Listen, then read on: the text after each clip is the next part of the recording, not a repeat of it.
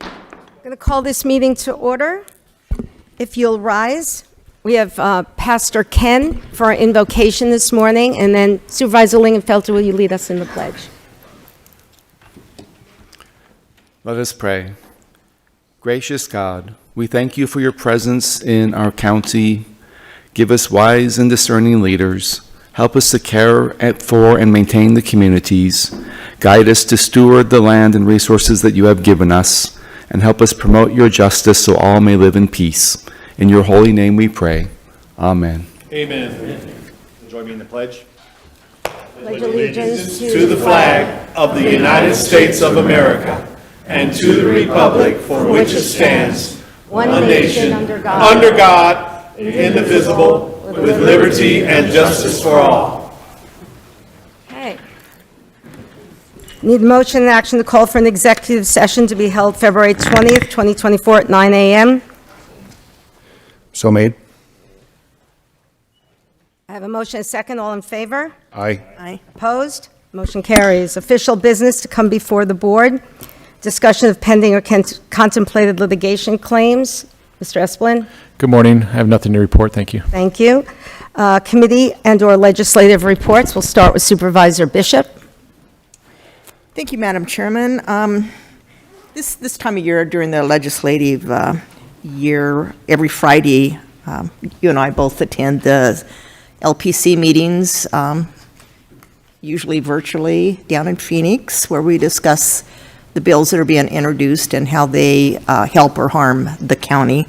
And then I also sit on the Board of Directors for the Arizona Criminal Justice Commission.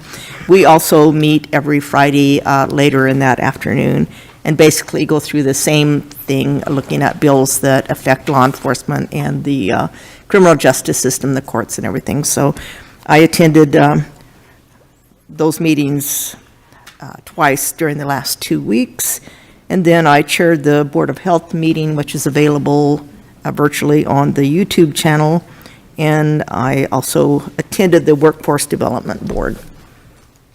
That's it for this time. Thank you. Supervisor Lingenfelter.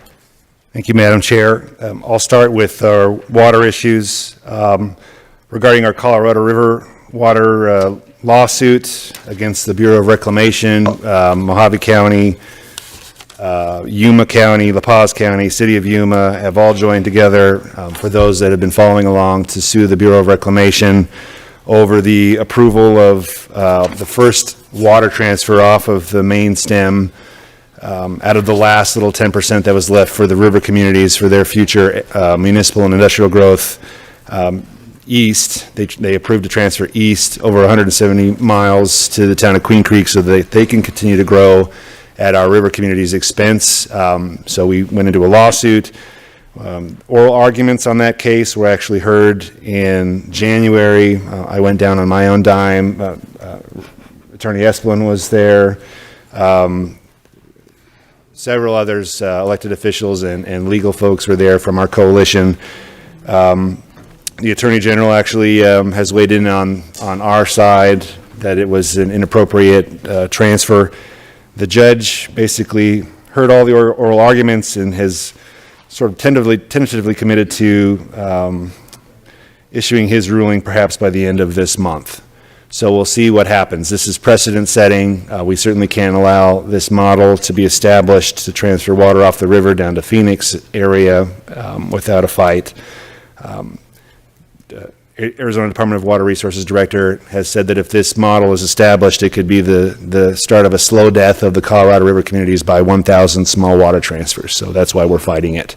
The City of Yuma, Mayor Nichols from the City of Yuma has already committed their council.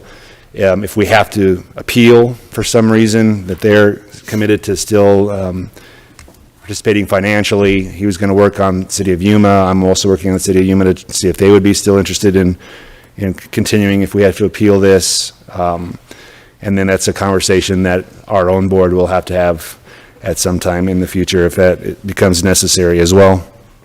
So that's really what we're doing on the Colorado River side. In addition, everybody that's on the Colorado River, including Mojave County Water Authority, Mojave County is a part of that. we're following and watching what's happening with the 7 basin states and the post-2026 Colorado River guidelines. Everybody knows that they're going to be modeling a much smaller Colorado River, and where are those cuts going to come, and how much of that is from Arizona's allocation is going to be on the river, and how's that going to impact our communities. So we're definitely staying very close with all that as well, and I'll report more as I have more to report. On the groundwater side, Mojave County, historically, starting with Arizona State Representative Regina Cobb, has been the one that's really led the charge with proposing legislation that would create a new rural tool for managing a groundwater basin that has been determined by hydrology and the data to be at risk, where there's far more water coming out of a groundwater basin than there is going back in as far as recharge. Right now, all we have in Arizona state law are 2 tools. We have something called an active management area, which is basically the most stringent type of framework that we have. It's managed, in my opinion, in Phoenix, by Phoenix, for Phoenix. Not a lot of local control or customization to respect individual differences in regions. So what we've been trying for at least 2017 to get this new rural tool that would be a framework that would have far more local input from rural communities, get all of their stakeholders together, create a plan to manage a basin that's been determined at risk. We've always put legislation forward, but we've never had success because the 2 chairs of the Natural Resources Committees in the House and the Senate, they haven't allowed the bills to be heard. We've gotten close in the last 3 years or so with still talking about water legislation that has been alive in June. The statewide coalition of rural folks, counties and cities has been growing. I mean, right now Mojave County, Yavapai County, La Paz County, Coconino County, all of the cities within those counties have come together to form a rural groundwater coalition, just asking for common sense, a new tool, a new framework specifically for rural that would allow us to manage a basin that's been determined at risk. It's not for every groundwater basin in rural. It's only for those that, such as in Kingman, where there is no plan B. We have the Wallapai Valley groundwater basin, and that's our water supply. We don't have a canal system. We don't have Colorado River water, so we have to make sure that we take good care of that. In the last decade, we've had a bunch of commercial corporate farms come in from the Middle East and Central California, which has really ramped up groundwater use. So we've been fighting that to protect citizens and businesses here. We were not successful to get our legislators this session to introduce groundwater legislation. I understand that they just received a bunch of pressure from the leadership in both the Senate and the House. Senator Kerr, who was a part of the Rural Groundwater Subcommittee meeting or group last year that was called together by the governor's office, they stepped away, and then they started to meet about 3 or 4 months just with the agricultural folks, the counties, the cities, chambers of commerce, the mines. Nobody else was really invited. And then they dropped legislation that really just looks out for agriculture, corporate agriculture, and sort of drags everybody else along. So that has been introduced. No other bill that competes with it, that to my knowledge, has been introduced yet.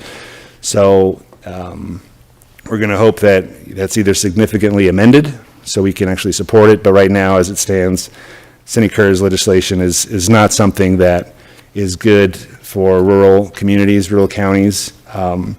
There's several steps that you have to go through to even create a new district. There's like 13 steps and then 17 steps to create something that would actually require conservation by everybody. In reviewing the language and the steps in that, Mojave County and the Kingman area, with just the new INA, we wouldn't even qualify and get past step number 4 because we don't have significant land subsidence yet, and that's a good thing. I don't understand why you would write a bill that would basically force you to get into a really bad, deep crisis before you actually take action. It makes me wonder how people run the rest of their life. I mean, do you wait till you get into crisis for everything, or do you sort of nip it? So that's going to be ongoing, and we'll see what happens. I think that our Republicans, we need to really do something and get a bill that everybody can support and craft it into the governor's office, because I can tell you that on the Democratic side, they're thinking that they can use this groundwater issue, which is a top 3 issue in our state: water security, immigration, education. They're going to try to use this water issue to flip the legislature, and we certainly don't want to see that happen. So that's all I have. Thank you. Thank you very much. Supervisor Gould? Thank you, Madam Chairman. I attended the Mojave La Paz Workforce Development meeting, and I just wanted to share some statistics on the outstanding job that they continue to do.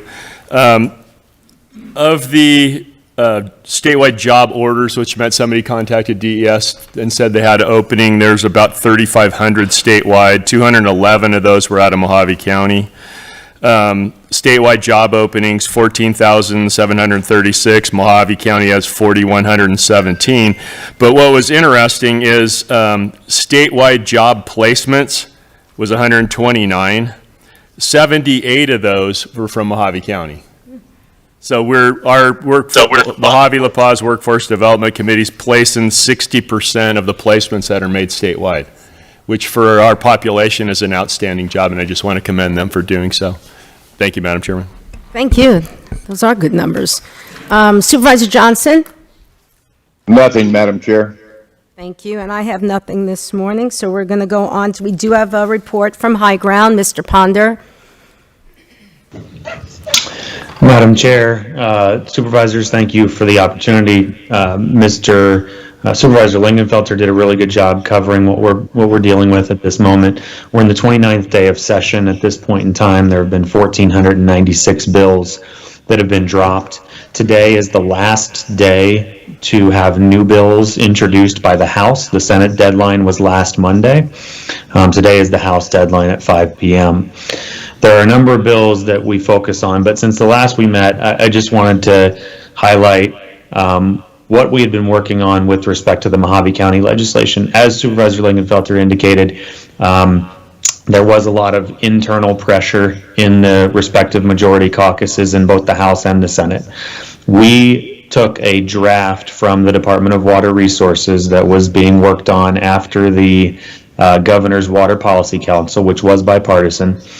We took a draft of that, and I shared that with Mr. Biasucci and Mr. Borelli and made some suggested changes that would be more receptive from their caucus, to not make it the governor's bill, but to make it their bill. And we highlighted a lot of those for them. Unfortunately, again, that internal pressure that was being created, as we understand it, effectively saying that Senator Kerr's bill will be the only water bill coming out of the majority this year, and if there are others, there may be challenges for the person who introduced those. So that's a struggle. What we do plan on seeing is a version of the Governor's Water Policy Council bill drop today. So I don't have a bill number on that quite yet.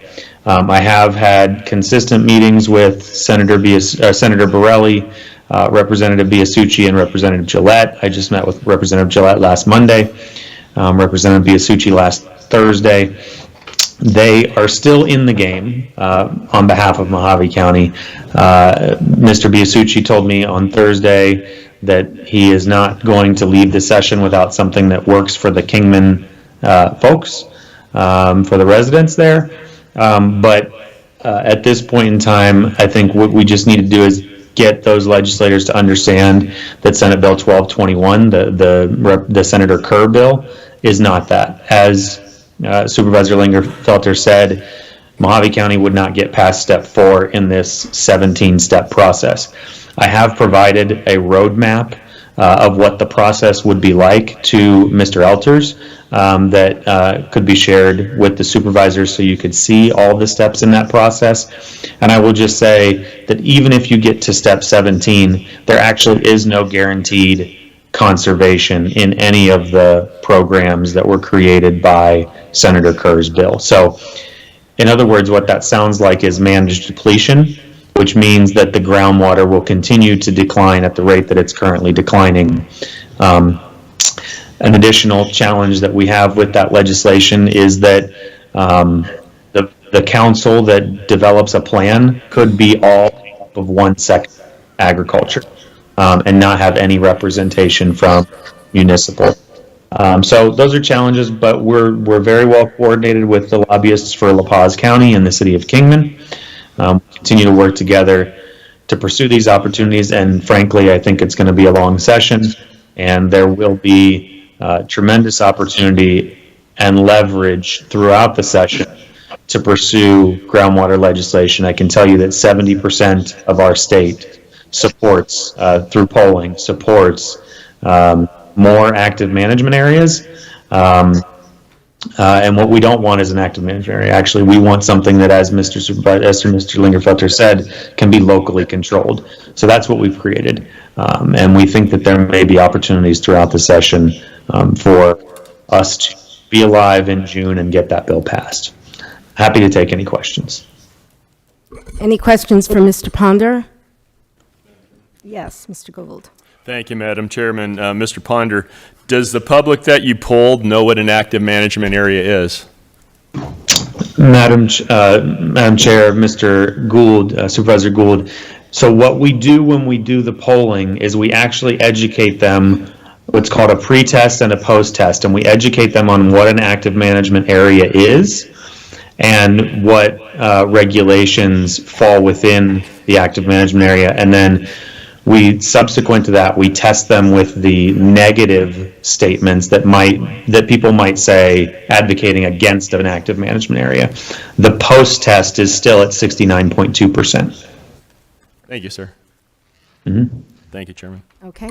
Madam Chair, if I may just make a comment to Mr. Ponder. In statute right now, they already have, when I say they, I mean the Arizona Department of Water Resources, they already have the ability to create or initiate subsequent active management areas. It's never been done since 1980, but just for the very first time, I think they just had a preliminary hearing for the Gila Basin. Is that accurate? Madam Chair, Supervisor Lingenfelter, that's correct. I'm trying to remember the date exactly. I think it was Tuesday of last week. There was a hearing, basically a preliminary, I'm sorry, of the week before that, there was a preliminary hearing on active management area for the Gila Bend Basin.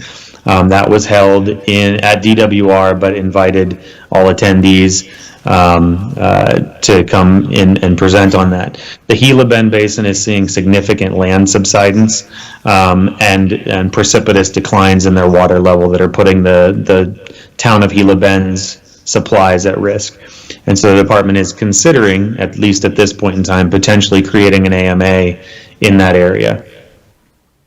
So a follow-up question to that, as far as attendance, and you may know this and you may not know that, but was there any indication of those that were maybe opposed to a new active management area actually being residents of that area or from out of the area? Madam Chair, Supervisor Lingenfelter, I don't have a full demographic, but I can tell you that in the meeting at the Department of Water Resources, we had some locals from the Gila Bend area who generally know the large farmers down there. If you look at the farms down there, they're massive, big names that operate down there. They did not recognize very many people from the basin. In fact, one of them asked who was actually in the Gila Bend Basin, and only a few hands raised. There were farmers from Cochise County. There were farmers from the city of Yuma. There was a farmer from an area called Gila Valley, which is out near Safford, not near Gila Bend, who all showed up and spoke against it, but were not impacted by it. I raised that point because those of you that were in the audience in Mojave County in 2022, we had a packed auditorium when ADWR was considering the irrigation on expansion area here, and I found it interesting that a majority of the folks that actually were residents were in support of some sort of INA here, whereas you had this like traveling roadshow of corporate farmers that did not live here that were trying to say, no, we don't need this. And I think it just sort of it shows that outside interests are happy to exploit Mojave County's and the rural areas' groundwater supplies as long as they can. And then they'll leave. That's it. Okay, anyone else? Supervisor Johnson? I guess that's a no. Nothing, Okay. Madam Chair. Nothing, was that a no? Okay, thank you. All right. Thank If there's you. nothing else, is Mr. Ponder gone? We'll say goodbye to Mr. Ponder. I'm here. Okay, well, we're saying goodbye. Thank you. Okay, thank you. All right, county managers report. Good morning, Madam Chair and board members. I have one item for you today, and it relates to the Colorado River Water Conservation Program. As you know, the county owns 15 acres of land within the Mojave Valley Irrigation and Drainage District, MVIDD. The board last year approved us signing an agreement to participate in the conservation of water. Under the agreement, we were supposed to, it's a 3-year program. Under the agreement, we were supposed to receive 3 payments in the first year. I reported to you back in October that we received 2 payments. We just, in January, received the 3rd payment. It's $4,595. That completes the first year program reimbursement for a total of just under $25,000. We anticipate bringing the 2nd year agreement to the board at the next board meeting for approval, and we anticipate just under $29,000 in the 2nd year of reimbursement for following the acreage that Mojave County owns within the MVIDD boundaries. That concludes my report. Thank you. Thank you very much. Okay, now we're going on to the call to public. Pursuant to ARS 38-431, a public body may make an open call to the public during a public meeting, subject to reasonable time, place, and manner restrictions to allow individuals to address the public body on any issue within the jurisdiction of the public body. Okay, this morning, I met with a representative from our friends from Fort Mojave, and they have decided they will have one person speak on behalf of the group, and I'm giving him 10 minutes to speak, and that is Mr. Bob Hooker.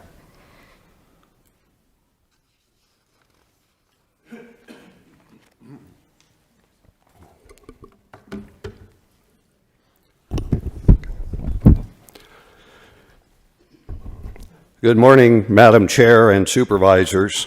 My name is Bob Hooker. I live on South Vanderslice Road in Fort Mojave.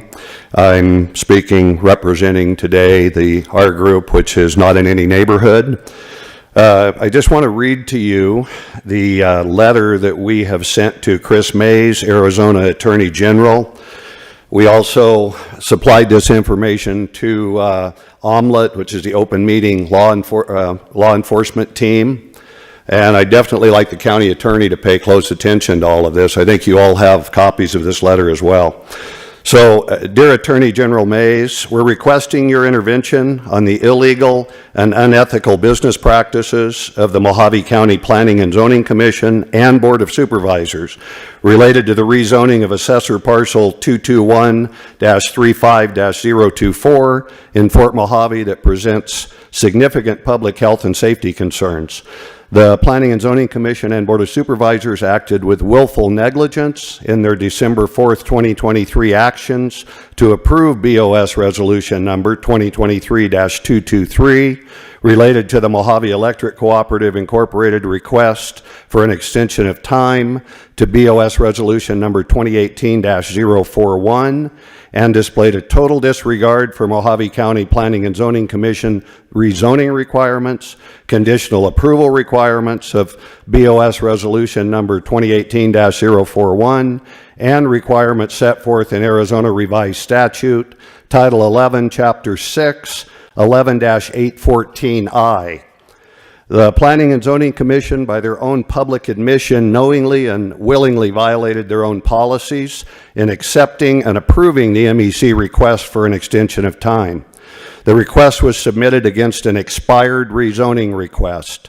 The conditions of approval for BOS Resolution number 2018-041 had not been met per the approved resolution or Arizona revised statutes, and therefore the assessor parcel should have reverted to its former zoning classification, residential.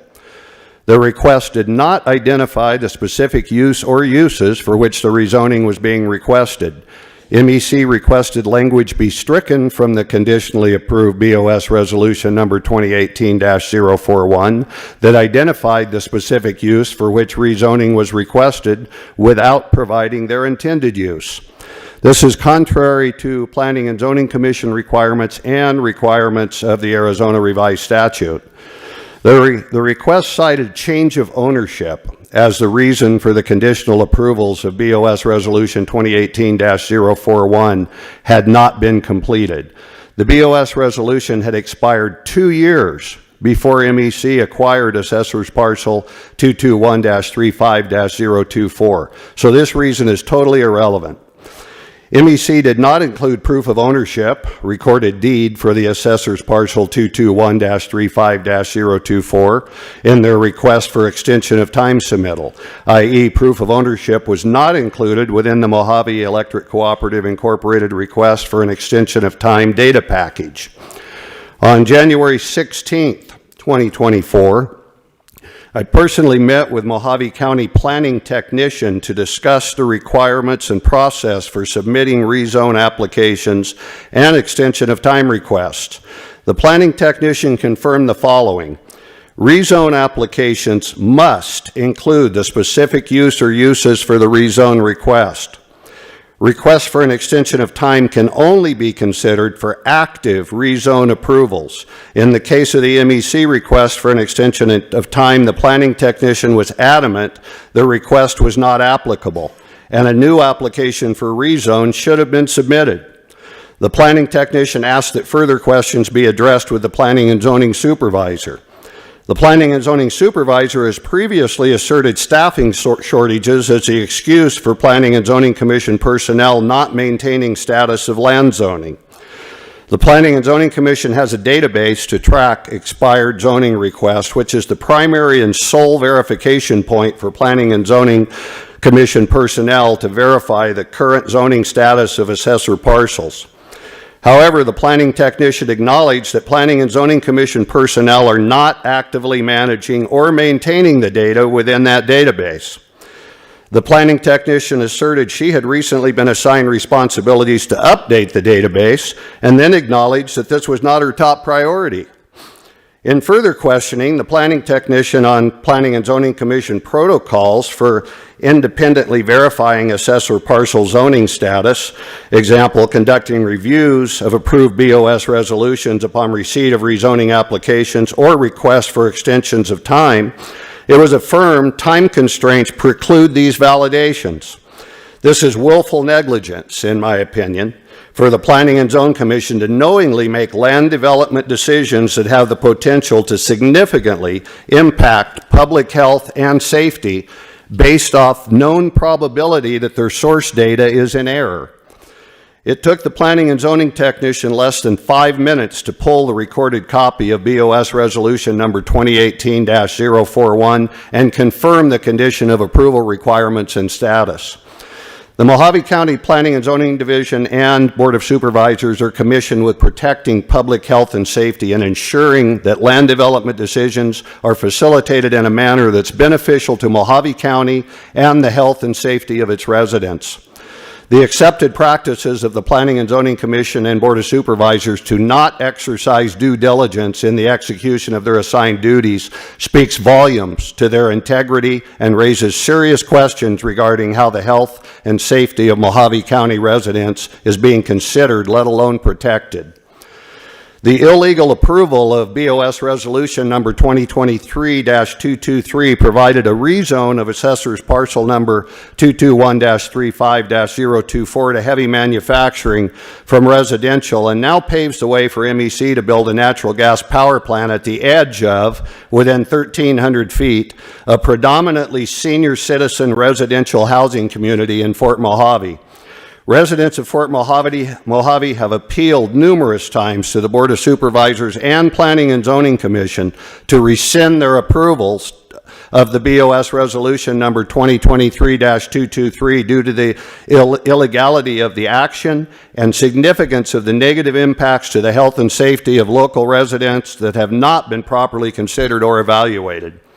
In approving BOS resolution number 2023-223, findings of fact was updated from the approved BOS resolution 2018-041 to state the neighboring area contains other uses similar to the above proposed action.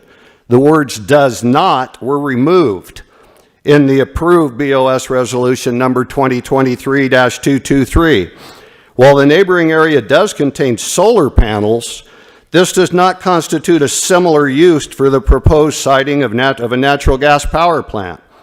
Construction and operation of a natural gas power plant at the edge of a senior citizen residential community will subject them and other neighboring residents to harmful and deadly toxins, negatively impact the health and emotional well-being of the residents, and negatively impact residential property values. We are imploring the Arizona Attorney General's Office to hold the Mojave County Planning and Zoning Commission and the Board of Supervisors accountable to their hired and elected positions and responsibilities for protecting public health and safety. Our issue is likely not the first or only negative risk imposed on public health and safety through the admitted negligence of duties. So that's the end of the letter. A couple more things, though. How many of you have taken the time before you voted to go see the twin turbine gas-powered peaker plant that's 11 miles away from here at Black Mountain Energy Center? Have any of you done that? Maybe it'd be a good idea if all of you did.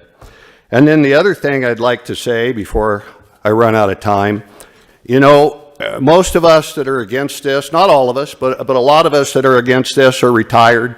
We live in a neighborhood, you know, that we've put our heart and soul into to build our forever homes. And just the thought of having this put so close to us or close to any neighborhood is just wrong, totally wrong. And I guess maybe there was some thought that we're just a bunch of old retired people and we just roll over and accept it. Well, I'm here to tell you right now, we are not going to roll over and accept it. We are growing bigger by the day. We are prepared to go to whatever lengths we have to legally to get this thing stopped, period. Okay? Thank you very much. Thank you, Mr. Hooker. Okay. Next up, Joy Bancroft.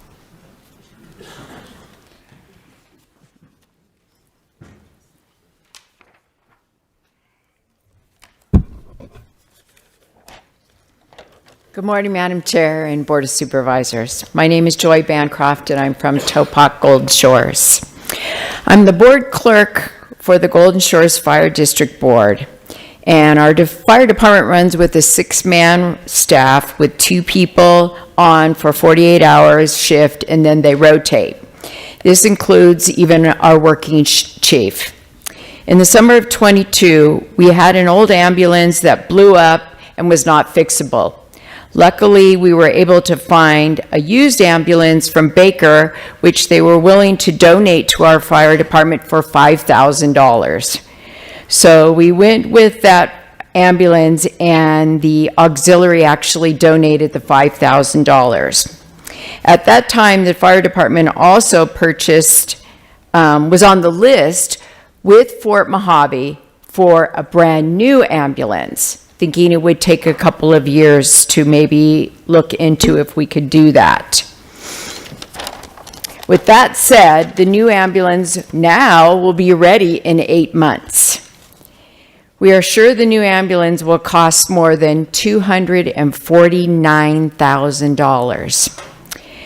With the serious need for that ambulance, with new bells and whistles and technology, this would service our residents that are 60% elderly without using a 10-plus-year-old ambulance to take care of them. We are aware that District 5 has available ARPA funds. So we are requesting if Supervisor Gould would consider the funds from the ARPA for the ambulance because our budget will not be able to handle it financially. A new ambulance would be an asset to serving and transporting our residents and giving them the best care that they deserve, without being concerned that you could have mechanical issues. We've worried about that for the last 2 years with 2 ambulances that are really old. Are you going to have a mechanical failure as you're taking someone or you're on your way to responding to a call? So with that said, please, Supervisor Gould, will you add us to your list to consider helping us out? We desperately need this. Thank you very much. Thank you, Board. Thank you. Armin Stang.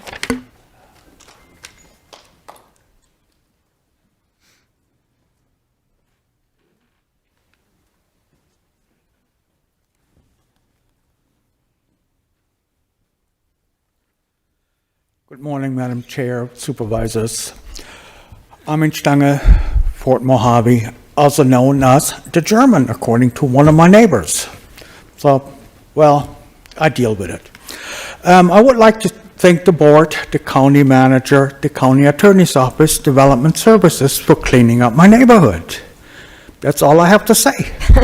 Thank you. How long did it take, though? 3 years? 4 years? Okay, Jim Cullison. 13 years. 13 years. Long time. Yeah, better late than never. Jim Cullison, you here?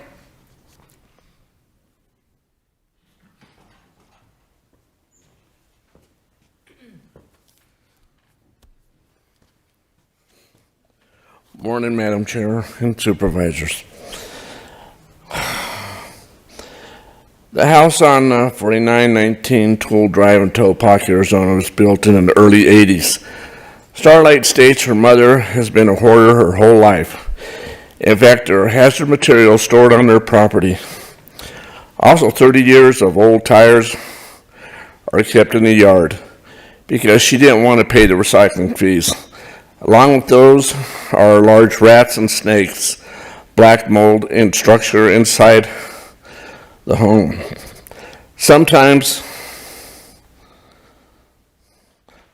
throughout the home has illegal wiring throughout the house as well as the outside surroundings. Sometimes it will overheat and blow the breaker box. In front of the house is a 30-foot extension built to the house. No permits were issued for this add-on, and the posts are cemented into the ground. I have enclosed pictures and an aerial view of the property to show the extent of the outbuildings and all the garbage that has been collected over the years. Diana Francis has had several complaints filed against her from neighbors and citizens of Towaoc Golden Shores.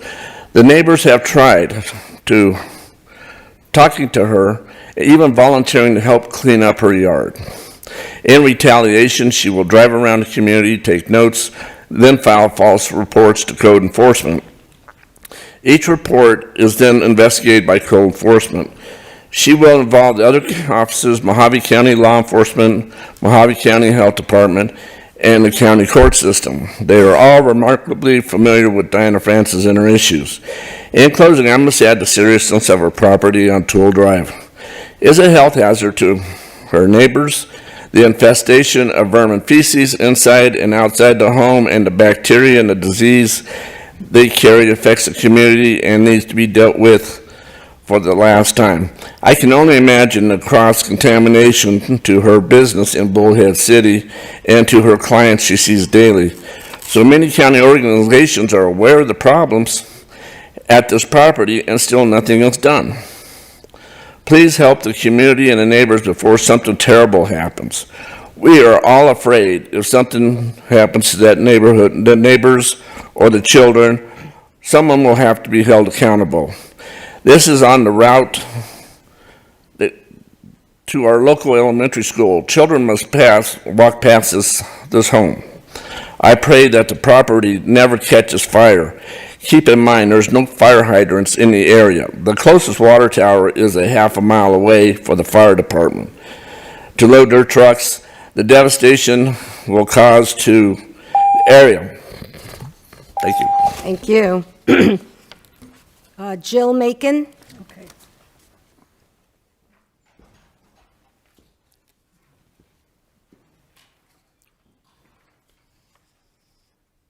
Jill Macon? Are you here? No? Penny Jensen and Brent Macon. Is Brent Macon here? Penny Jensen. But is Brent Macon here? After that, George Hill, if you'll come down, be ready?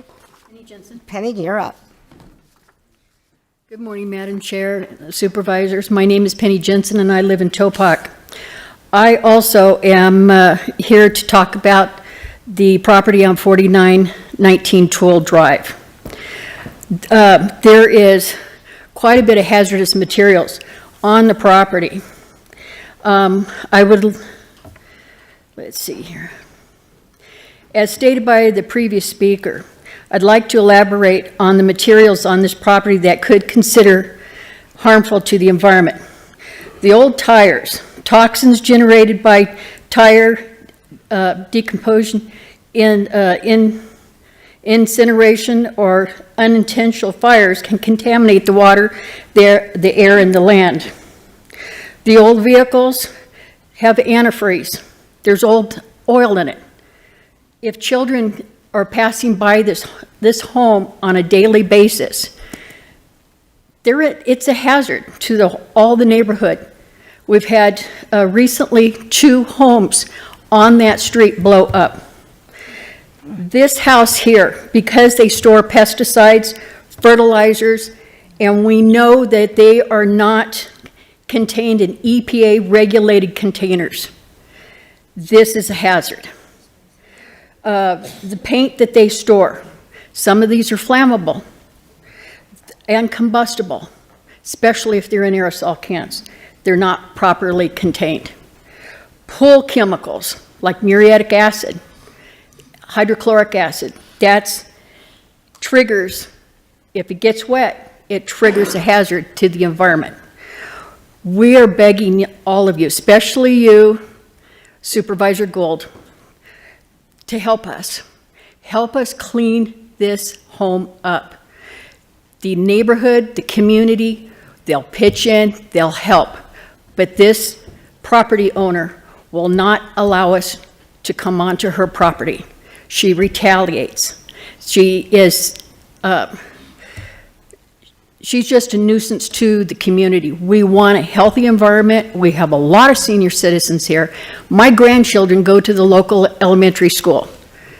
It's a hazard. That's a quarter of a mile from that school is where this house is located. We need to have something done.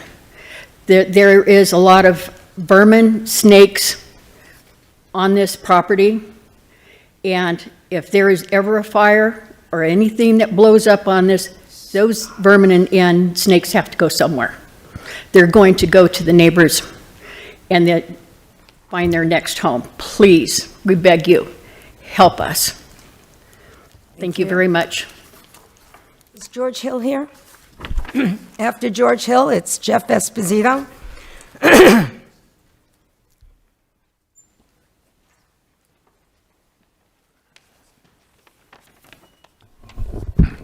Good morning, my name is George Hill and I'm a resident of Mojave County.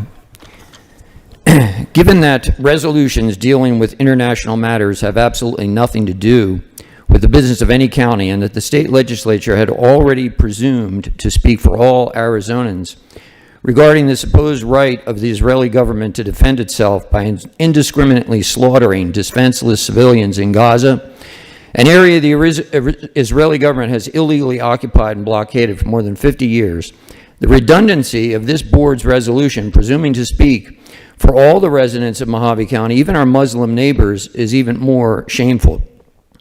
The ancestors of 95% of Israeli citizens who identify as Jewish are of Khazarian and later European extraction. They have zero bloodline connection with Old Covenant Abrahamic Jews. They are not Semites. Their ancestors adopted Judaism for purposes of trade in the 8th century. When the first non-Semitic European Jews arrived in Palestine in the late 19th century, they encountered Palestinian Christians, Muslims, and Sephardic Jews living peacefully together. They are all true Semites.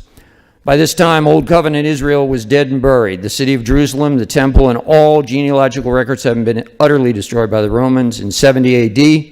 In the aftermath, the survivors were scattered throughout the world. A small remnant remained in Palestine, the Sephardic Jews. When these European interlopers arrived, they brought with them the newly formed political movement known as Zionism. It has nothing to do with the Jewish religion or the Bible. Its intent from the beginning was and remains the establishment of an exclusive Jewish state. They never had and never will have any intention of sharing that land with anyone.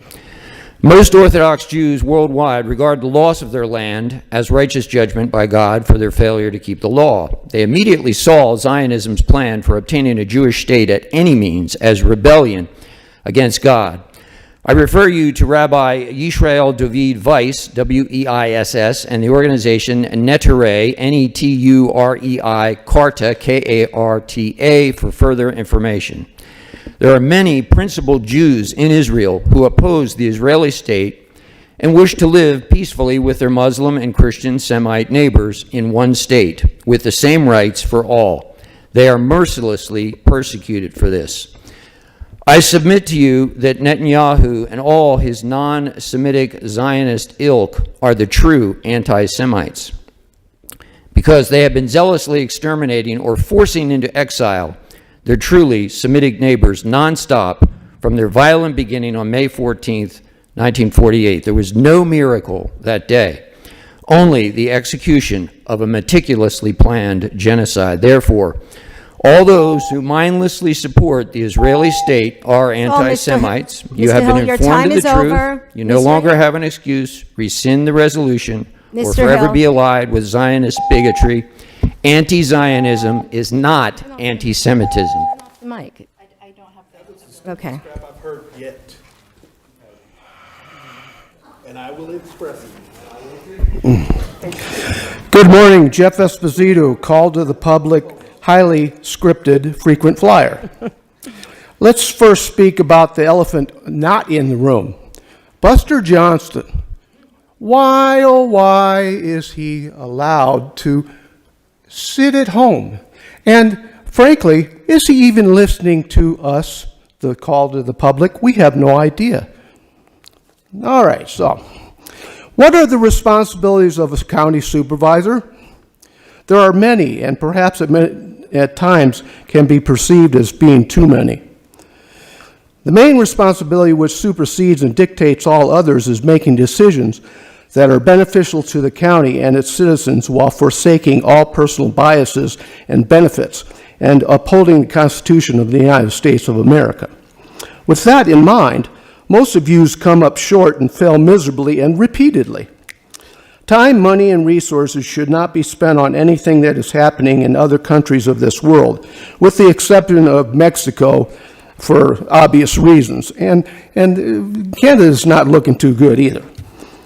All right, the all-encompassing business of this county, this state, and this country should be the only subjects brought up in this county building.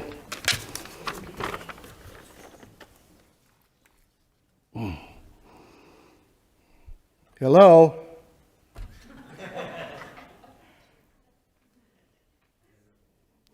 Good God. There are evil multinational organizations that affect this county and its citizens. The United Nations, the World Health Organization, and the World Economic Forum, to name a few of the top malevolent actors seeking world domination.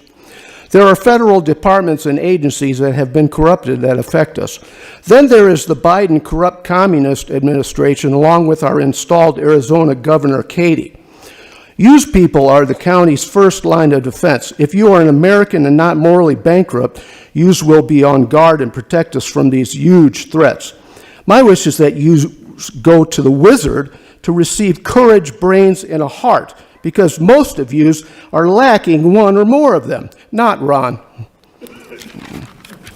Switching subjects. Use people need to stop the evil Bureau of Land Management from murdering any more of our donkeys. Another horror-filled roundup was conducted with helicopters, which caused deaths, injuries, and untold stress. This is done with your blessings and support. Especially supportive is District 2 Supervisor Hildy Angus and candidate Don Martin.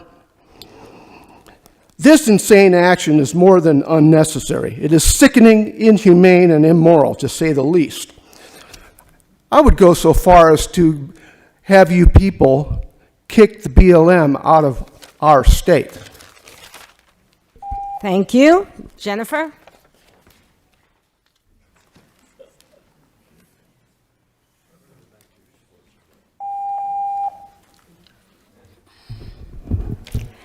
Jennifer Esposito, District 4 County Supervisor candidate. I ran out of time at the last call to the public, and I wanted to acknowledge Supervisor Ron Gould for having the courage to sue Attorney General Chris Mays over the election integrity issue and the hand count. The reality is, despite things that have been said, is that the Court of Appeals did not say that you could not hand count ballots. What they said specifically was that you could not hand count ballots in an audit after the fact.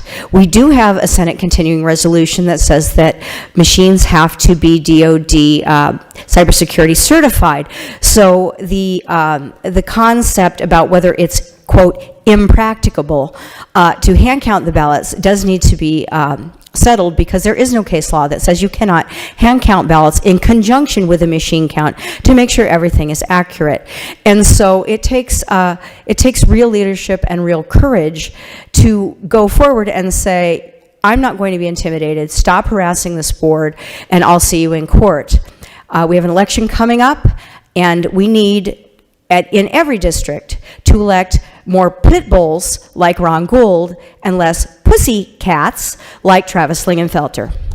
So that being said, I cannot believe I'm saying this yet again, but I would like to thank Supervisor Gene Bishop for being the lone dissenting vote on putting a foreign nation's borders before the borders of the United States or Arizona. Again, everybody has opinions on the issue, and they're entitled to those opinions. Those opinions are best expressed on a bumper sticker or a yard sign or whatnot, but Arizona is being invaded, as evidenced by the large convoy that just went down to the Arizona border. The Eagle Pass breach in Texas is now come down to a trickle because they're all coming to Arizona and New Mexico now. Thank you very much. So let's all focus in the future on the things that actually affect Arizona, that affect Mojave County, things that we can take actual action on. I respect everybody's free speech rights on that. But America first, Arizona first, Mojave County first. Thank you very much for your time. Thank you. Chris Rodarty. Oh, Chris Rodarty?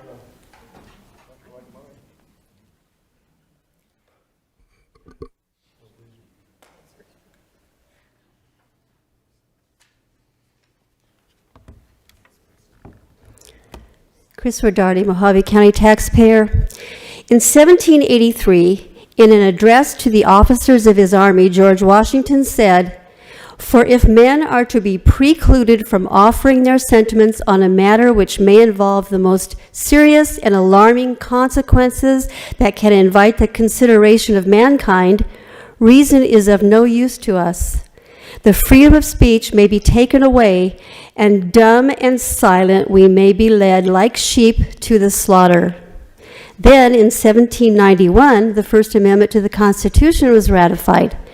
Congress shall make no law respecting an establishment of religion or prohibiting the free exercise thereof, or abridging the freedom of speech, or of the press, or of the right of the people peaceably to assemble and to petition the government for a redress of grievances.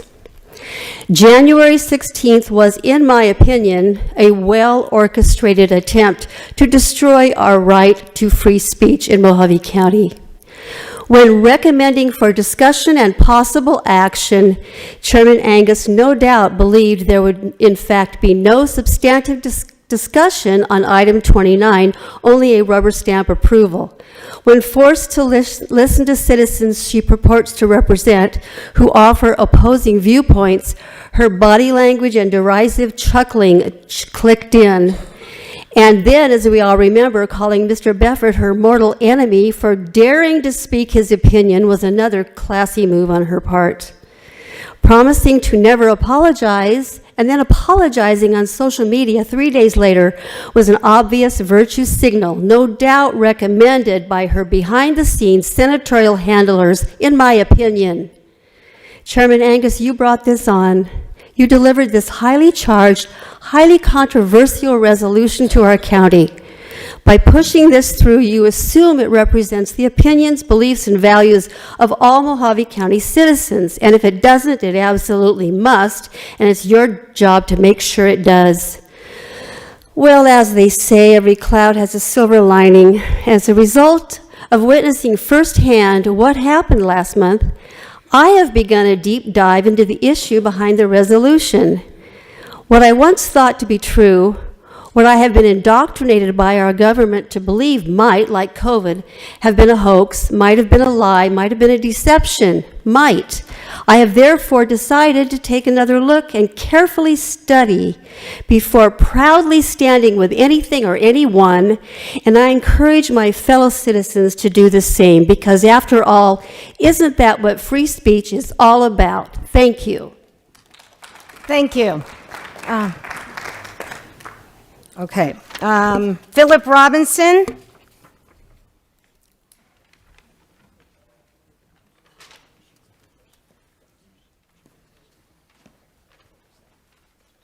Morning, y'all. I want to talk about BLM, Bureau of Land Management. That's what they're supposed to do, manage our land. They're not even doing that. They can't even manage a forest. And they want to go out and do a roundup and destroy donkeys, chasing them with a helicopter? Oh my God, we're in the 21st century. There's got to be an easier and humane way of capturing our wild burros, not by helicopter. And sporting nuts that don't care. And then, Hildy, I need you to get a hold of me. I got something that you and me need to talk about. I want you, not you personally, I want you guys to think about BLM. We need to kick them out of our state. We have that right. They don't own nothing. The federal government doesn't own nothing but in Washington, D.C., period. Let's start standing up for our rights, period. Thank you. Thank you. Okay, Mr. Beffert, you signed up for 2 items. One is number 25 on consent. We're going to be, are you here? All right, we're going to be taking that out. So do you want to address it now, or do you want to wait until we take it out of the consent agenda? Thank you.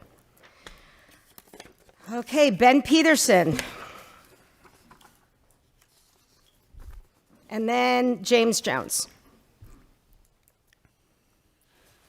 Ben Peterson, Santa Fe Ranch, Arizona. I just was really shocked by what happened at the last session. And it looked to me like religious extremism. And we've already lost so much blood and treasure over Iraq and this greater Israel Zionism. Israel created Hamas. Like, let's stop being naive.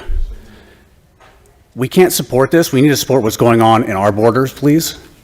And you have a duty to the constitutions, and there was a breach of that duty. And you issued a threat, and there's harm there. Okay? I think you should step down. I think if Mr. Beffert had done the same to you, he'd have a knee on the back of his neck right now. And you're just going to pretend like that didn't happen? I don't think so. Thank you.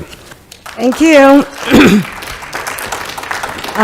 James Jones, I understand you want to show a video, and I'm going to deny that right now because, as we all know, videos can be altered, and without knowing, it puts the whole county in some kind of jeopardy. So if you want to leave it, we'll watch it, and then you can come back next week, but I'm going to deny your request to show the video. We don't do that. Let me ask our county attorney. Do we allow people to show videos when they come to call to public? It's within the board's discretion to determine whether you want to do that or not, or the chairman's discretion, excuse me. Yeah, I wish you'd come to me earlier, but I can't allow this for the whole Board of Supervisors and the county at large. So you can continue and have your 3 minutes. But I understand. I didn't understand what the process was of getting the videos into the discussion. They're educational. The first one would be approximately a minute and a half, and it would be an Israeli minister being interviewed.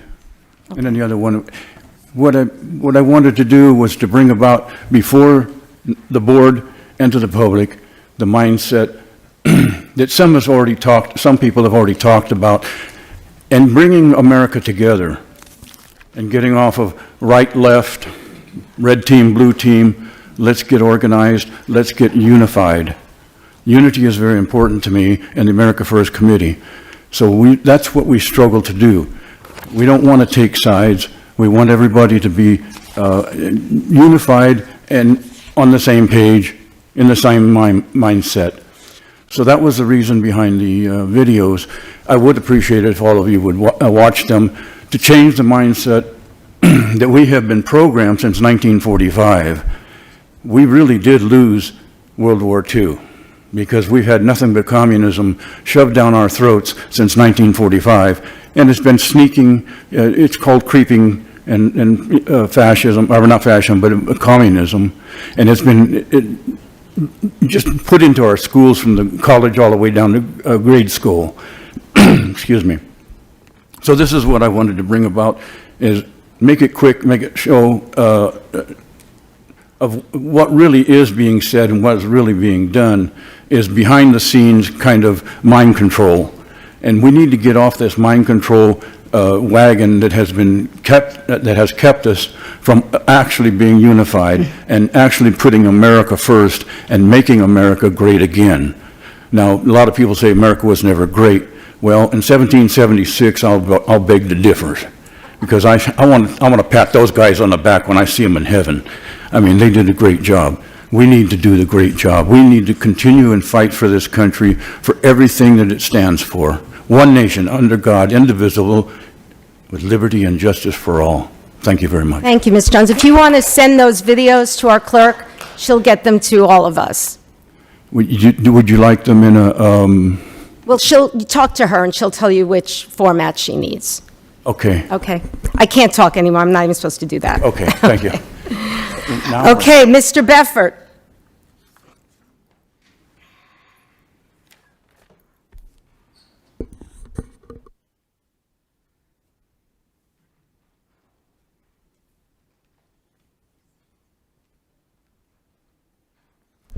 Supervisors, for the record, my name's Greg Beffert. I'm from Yucca.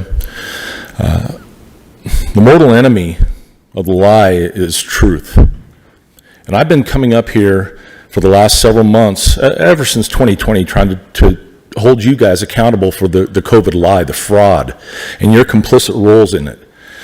The truth is not, the truth, if you want to define it, is what has occurred in the past and what is occurring right now, presently. It's not something that people have a tendency to base upon how they feel. The truth isn't dependent on how you feel. It's objective, as is morality. And I talked to you last time about natural law. It doesn't care about your beliefs. It's no different than the law of gravity. You don't have to believe in the law of gravity. Go step off of this roof out here and see what happens. It doesn't require your belief. Just like the law of thermodynamics, put your hand on a hot stove, see what happens. And I've been coming up here trying to tell you that you've been lied to. We've been lied to about just about everything.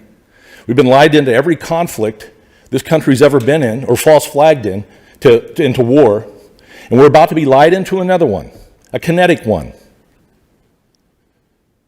because of your beliefs.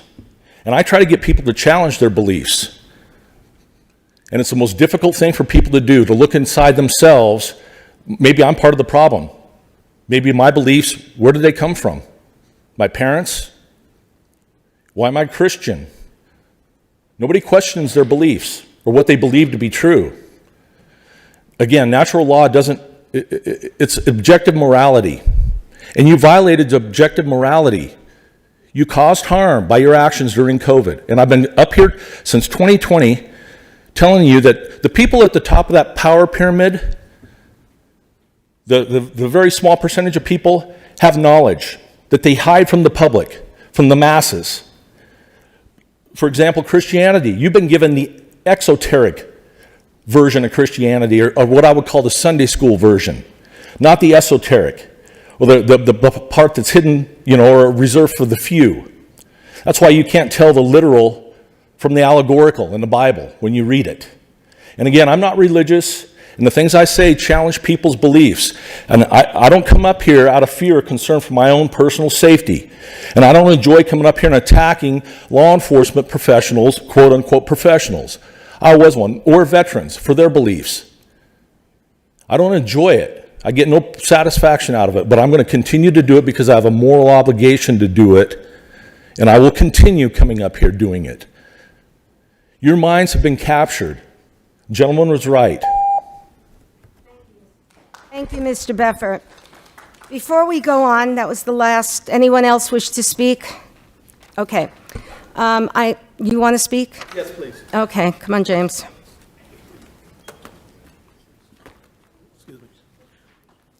James Barber, Mojave County.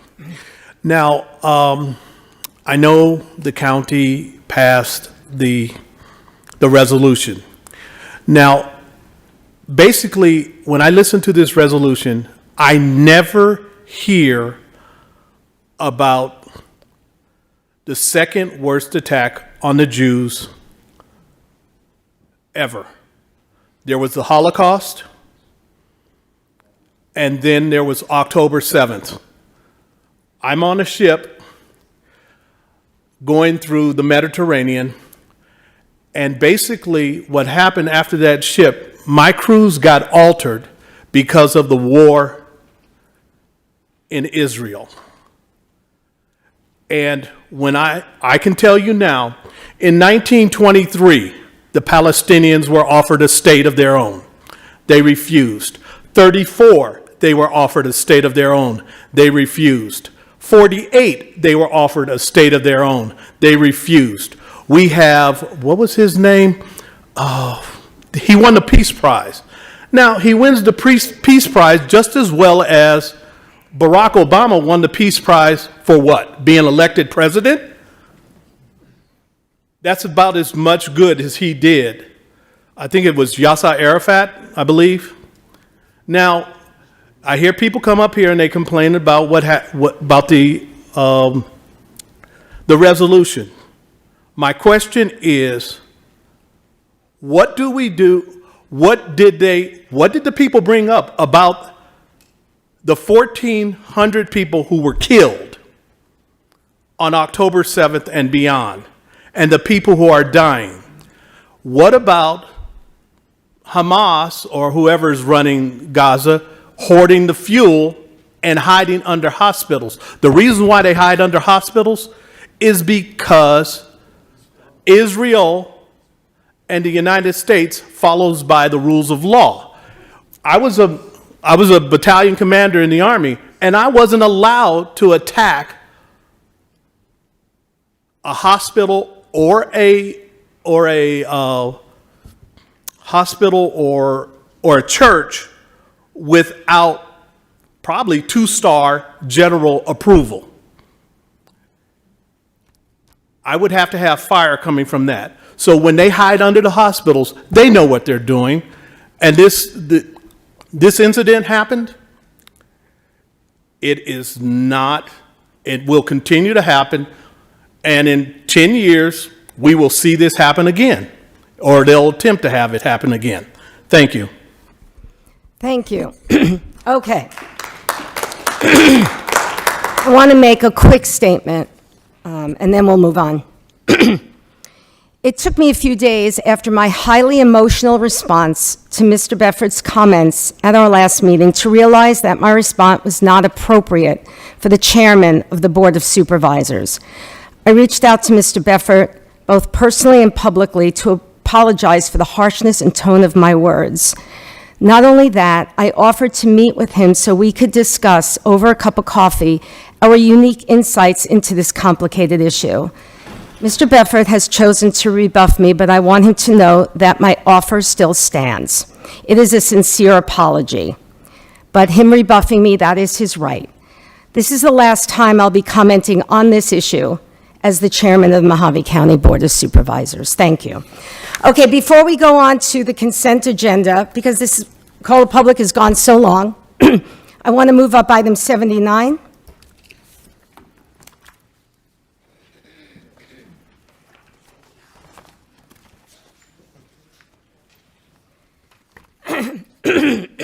Excuse me. This comes from Public Works Director Steve Latosky. It's on the regular agenda. It's discussion and possible action, approve the adoption of Board of Supervisor Resolution 2024-052, formally accepting right-of-way use permit number 2022-0858 for the installation of cattle guards on North Duffy Road, an unmaintained county road that transverses the applicant's private property. All right. We have Mr. Latosky on the line to give us some background. Okay, so good morning, Madam Chair, members of the board. This item concerns the installation of a cattle guard on Duffy Road that was previously permitted through a public works permit. Can you wait one moment, because we can't hear you. Can we shut those doors? Okay, one more, wait, 1 second. Okay, I'm sorry, Mr. Latosky, continue. Yes, Madam Chair, members of the board, this matter concerns the installation of a cattle guard on Duffy Road that was previously permitted under a public works permit. However, Public Works did not have the authority to issue such permit because state statute requires that the Board of Supervisors consider and approve any cattle guard installations on county rights-of-ways. We notified the property owner in December and provided them with a 48 cure time to remove the cattle guard. The property owner requested that the matter be considered before the Board of Supervisors, and as a result, staff agendized this item so that the board can consider on behalf at the request of the property owner on whether the cattle guard should remain. Now, I should point out real briefly that our right-of-way permit process includes terms and conditions that the permit holder does adhere to any and all local, state, and federal requirements, laws, etc. There are governing livestock easements that affect this installation of this cattle guard. We were able to identify a previous chain of purchase agreements that affect this property. One in particular in October 1994 from Becker to Woodhouse. This is previous to the Rowdens, who are the current property owner and installer of the cattle guard, does establish a perpetual easement for grazing and management of livestock. The easement permits a 5-strand or better fence construction, but restricts any infrastructure such as a cattle guard that prevents livestock from accessing water features, corrals, etc. on the property.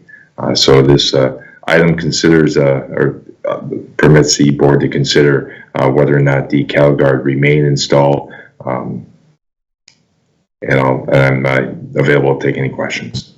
Questions for Mr. Latosky? Seeing none? Madam Chair? Oh, yes. Supervisor Johnson. Thank you, Madam Chair. Mr. Latowski, is there something in statute that says the cattle guard must be built a certain way or purchased a certain way? You just can't go and manufacture your own? The statute, and I have a part of it in front of me, Supervisor Johnson, does speak to the Board of Supervisors prescribing the specifications and type of material for use in the installation and construction of cattle guards. Was that done previously when this one was put in? Staff has, Supervisor Johnson, I take it that you're referring to the existing installation, and I do have a photo that would show that if the board desires. Staff did measure the cattle guard that was installed, and it's our indication that it does meet the minimum requirements for a cattle guard installation. Thank you, Mr. Latowski. Madam Chair, thank you. Thank you. Madam Chair. Yes. This area is located in my district out in what's known as the Fort Rock area. I knew Mr. Becker, and this area has just had a long history of ranching and free-range ranching.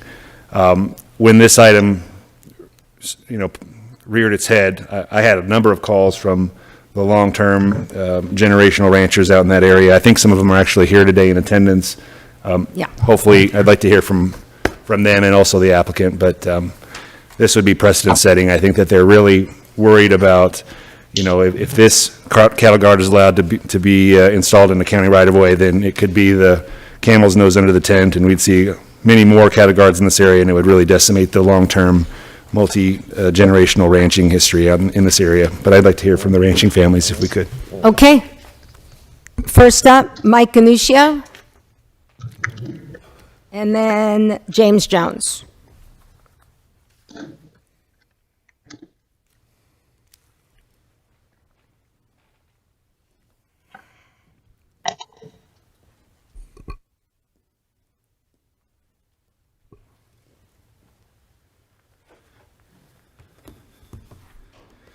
Good morning, everyone. Mike Ganuccio, Kingman, Arizona. I'm president of Arizona Cattle Growers Association. I'll answer one question asked earlier.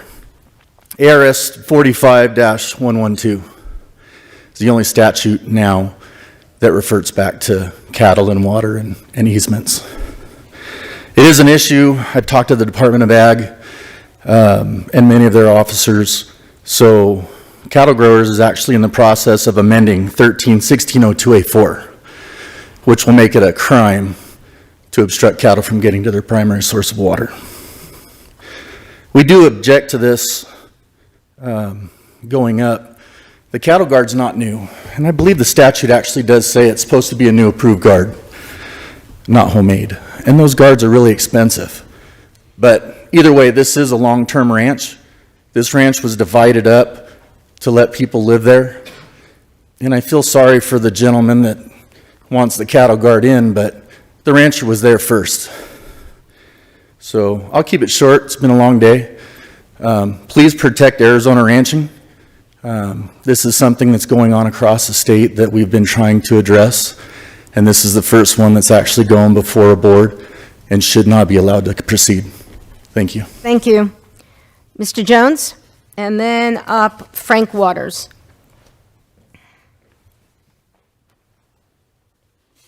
Good morning, Madam Chairman and Board of Supervisors. My name is James Jones, and I live at 3484 North Duffy Road on North Fork Rock Ranch in Kingman, Arizona. Thank you for allowing me to talk to you about my property rights being taken away. This is what a democracy is all about. I own 3 parcels of property at North Fork Rock Ranch. I have lived there since 1999. The Rowdens are denying me access to one of my properties, parcel 301-09-003E8.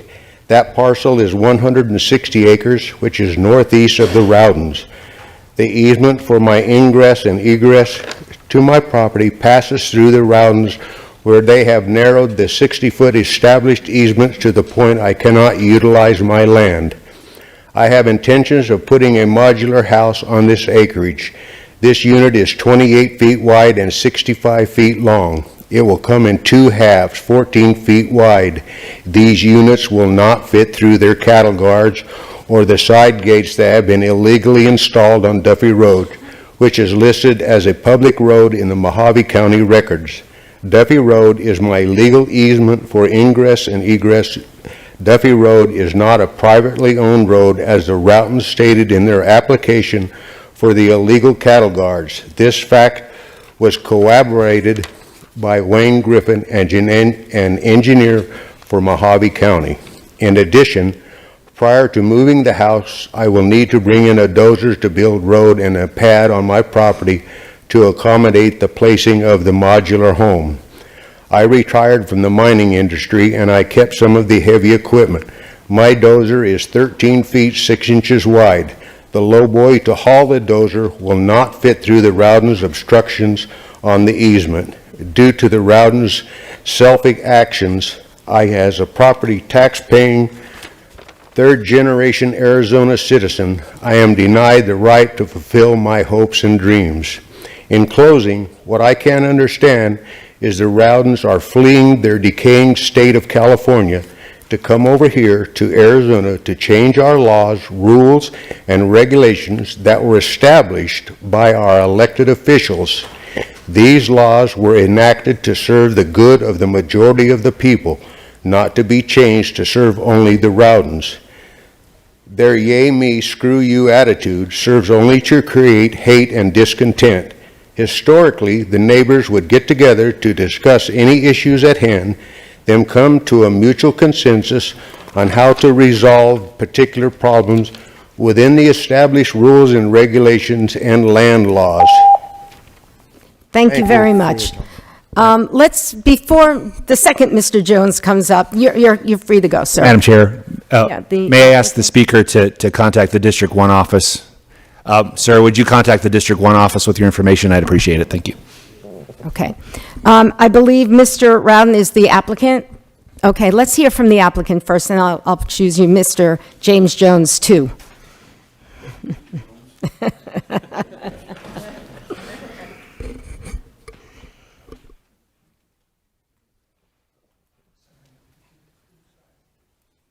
Mr. Rowden? Is it Dean or Janice? Dean. Well, would you like to go, Janice? Yes. Okay.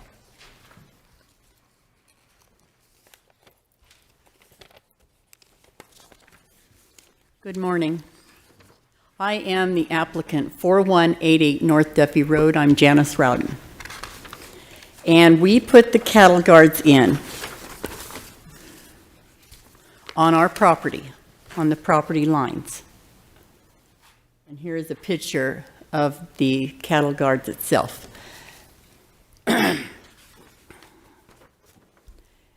We did not intend to stop anyone. We have our own cattle that we want to run on our own property.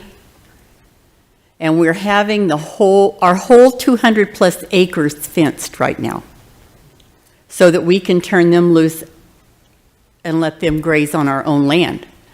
So if the ranchers that wanted to have the opposite of, thank you, the water rights, there's other ways to go. And we put a gate in on the side of these cattle guards that's big enough for anybody to go through. We actually have a dozer, we have a semi, we have everything that this man's talking about that goes through the gates, goes through our cattle guards just fine. It's not like we're stopping anyone from doing anything that they want to do. We just are protecting our own interest in cattle. Is that all? Okay. Does Mr. Rowden want to speak?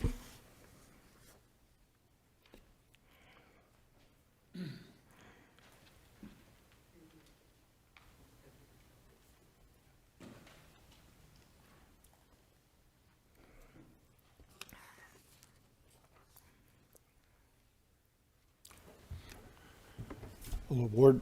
My name is Dean Rowden. I am not a Californian. I was born in Duncan, Arizona, on the Grail Ranch in 1949. My family went to California because my little brother had a brain tumor. I have lived in Kingman for 4 years, from 58 to 62. Arizona is my state. I'm a law-abiding citizen. When we bought this property up there, it was a dream come true to us. I did not intend to cause a problem for the rancher, but I did want my grass to feed my cattle. I don't have very many, but I do have that. I went through the process to be legal and law-abiding.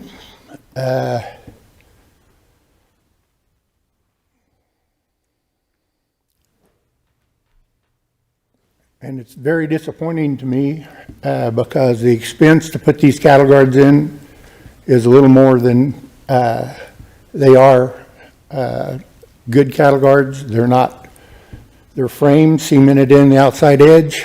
The cattle guards are wider. They're wider. There's gates on each side of them, double gates on each side of the cattle, on one side of the cattle guard, to where a dozer, heavy equipment, a wider load can come through. I tried to take everything into consideration. I did not intend this to be a problem. So the rancher, when we put the first cattle guard in, he came up and said, "I can't let you do this." And he says, "And you need a permit." Okay. I pulled the cattle guard, but I had the frame already done with wood, cement, and so I pulled it. I went and got a permit that he said I had to have. Took drawings to the engineer for the planning department. They okayed it. Again, I did not intend this to be a problem for the rancher. I tried to be very considerate. I've talked to him. We've been friends.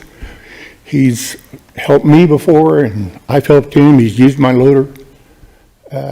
This is an issue of lots of people are moving in to this other area. So anyway. Thank you. Thank you. Thank you very much. Okay. Mr. Jones, would you like to speak now? And then after him, let's hear from Scott Dunton.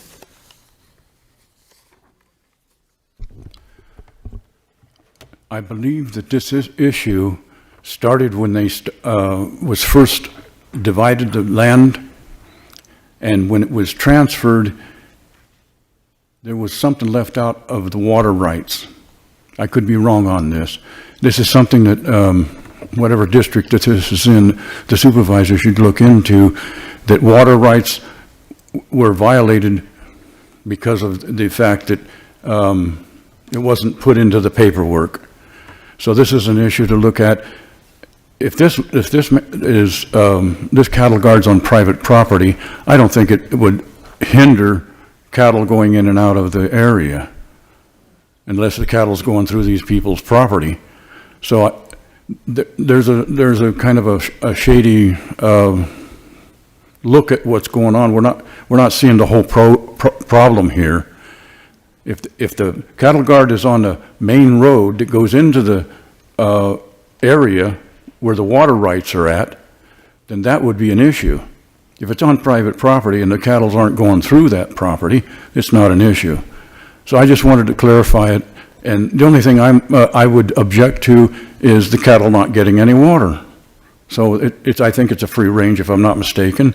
So we need to look at the real problem is what happened when the title company wrote up the paperwork. Was it involved enough to understand the water rights and so on and so forth? It's a very simple issue to solve, and I don't think anybody's rights on either side would be impaired. I thank you very much. Thank you. Scott Dunton, and then Frank Waters.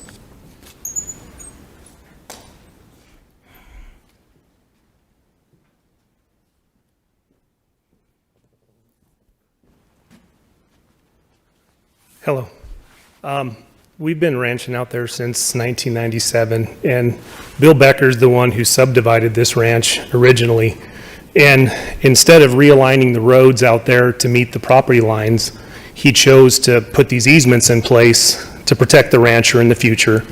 That whole ranch is checkerboarded, so all these parcels going up and down Diamond M Road and Duffy, they're not on the property lines. So you might have 20 acres on one side of the road and 20 acres on the other. So the reason he did this for ingress and egress for cattle is because we have dirt tanks and state lease land all throughout the ranch. And the way my cows access that is, and the way we drive them, I don't know if you ever gathered cattle in Juniper, it's not the easiest thing, but we use those roads to drive our cows from one corral to the other, or place them in a different water, or different feed. And so that's why Becker put these easements in place. So if this is allowed, and I talked to Dean beforehand and told him, I didn't tell him he had to get a permit. I told him there was easements and I couldn't allow this.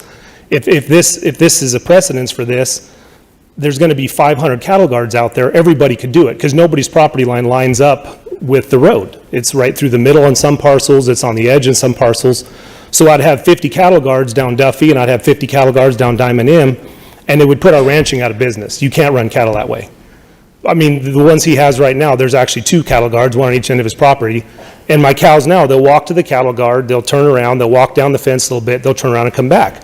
His property's nestled in a canyon, and it's a big mountain range on one side. Well, those cows have used that road for years to access water and feed in the back. Now they turn around and come back to the front of the ranch.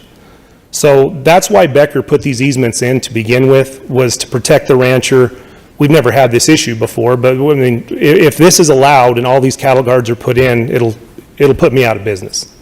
Thank you very much. Thank you. Frank Waters. And then Charles McDevitt.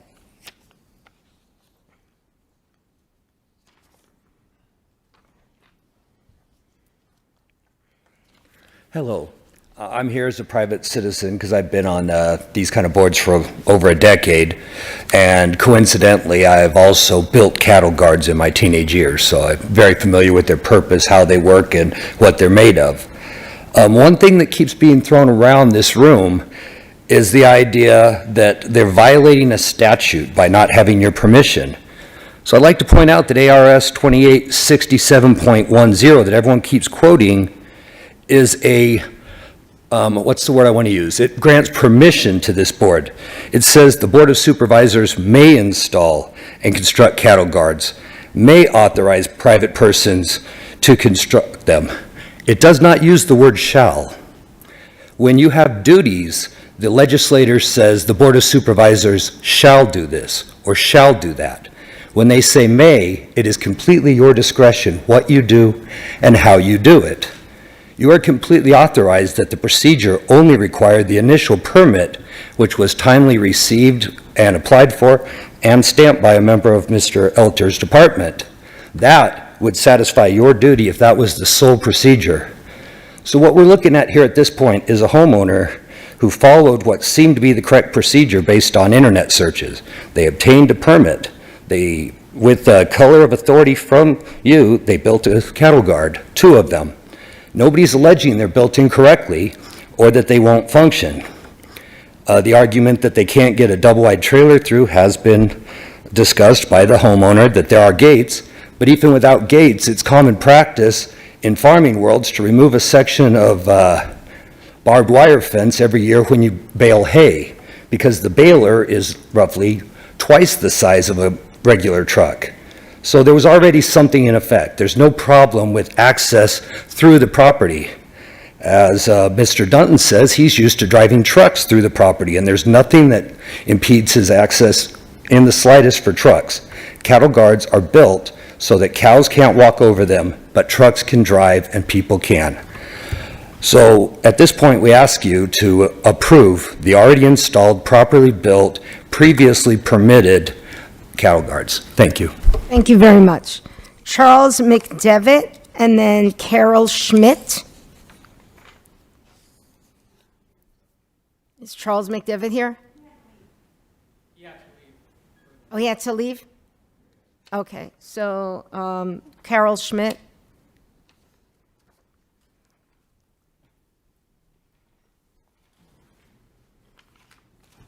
Good morning, Madam Chairman and the board. My name is Carol Schmidt, and I live at 21989 East Fort Rock Road. Thank you for allowing me this opportunity to speak to you today. I have 4 contiguous parcels in North Fort Rock Ranch, 352, 15, 001, 002, 003, and 004. I have lived on that ranch for 30 years. The ranch was first subdivided in 1994 by William and Joan Becker. Mr. Becker was a prominent rancher and banker at that time. All 4 of my parcels have the same wording in their deeds. The following is the pertinent information about easements. An easement for telephone and telegraph lines, all utilities, recorded in Book 225 of the official records, page 6344. Grazing and lease executed by William W. Becker and Joan T. Becker, husband and wife. Instrument recorded on July 19, 1993, Book 2252 of the official records. Page 209 covers more property. These easements are shown on said recorded plat. An easement for ingress and egress, grazing and management of livestock, and for the repair of watering facilities and rights incident thereto, as reserved in instrument recorded in Book 2438 of official records, page 897. It is my understanding if any person is in possession of a deed that does not show these same easements for egress and ingress, grazing and management of livestock and other stipulations, title offices sometimes uses the word appurtenances as a shortcut so they don't have to list individually all the stipulations and subsequent deed at the time of the sale. This might be why the Rowdens don't realize other landowners have rights to use Duffy Road easement unfettered. Since the Rowdens put in their illegal cattle guards and gates and fences, I have not had unfettered access to ride my horses and mules on Fork Rock Ranch as I did for the last 30 years. The pass gates they put in for horses have such tight chains on them, a person would need a crowbar to open them.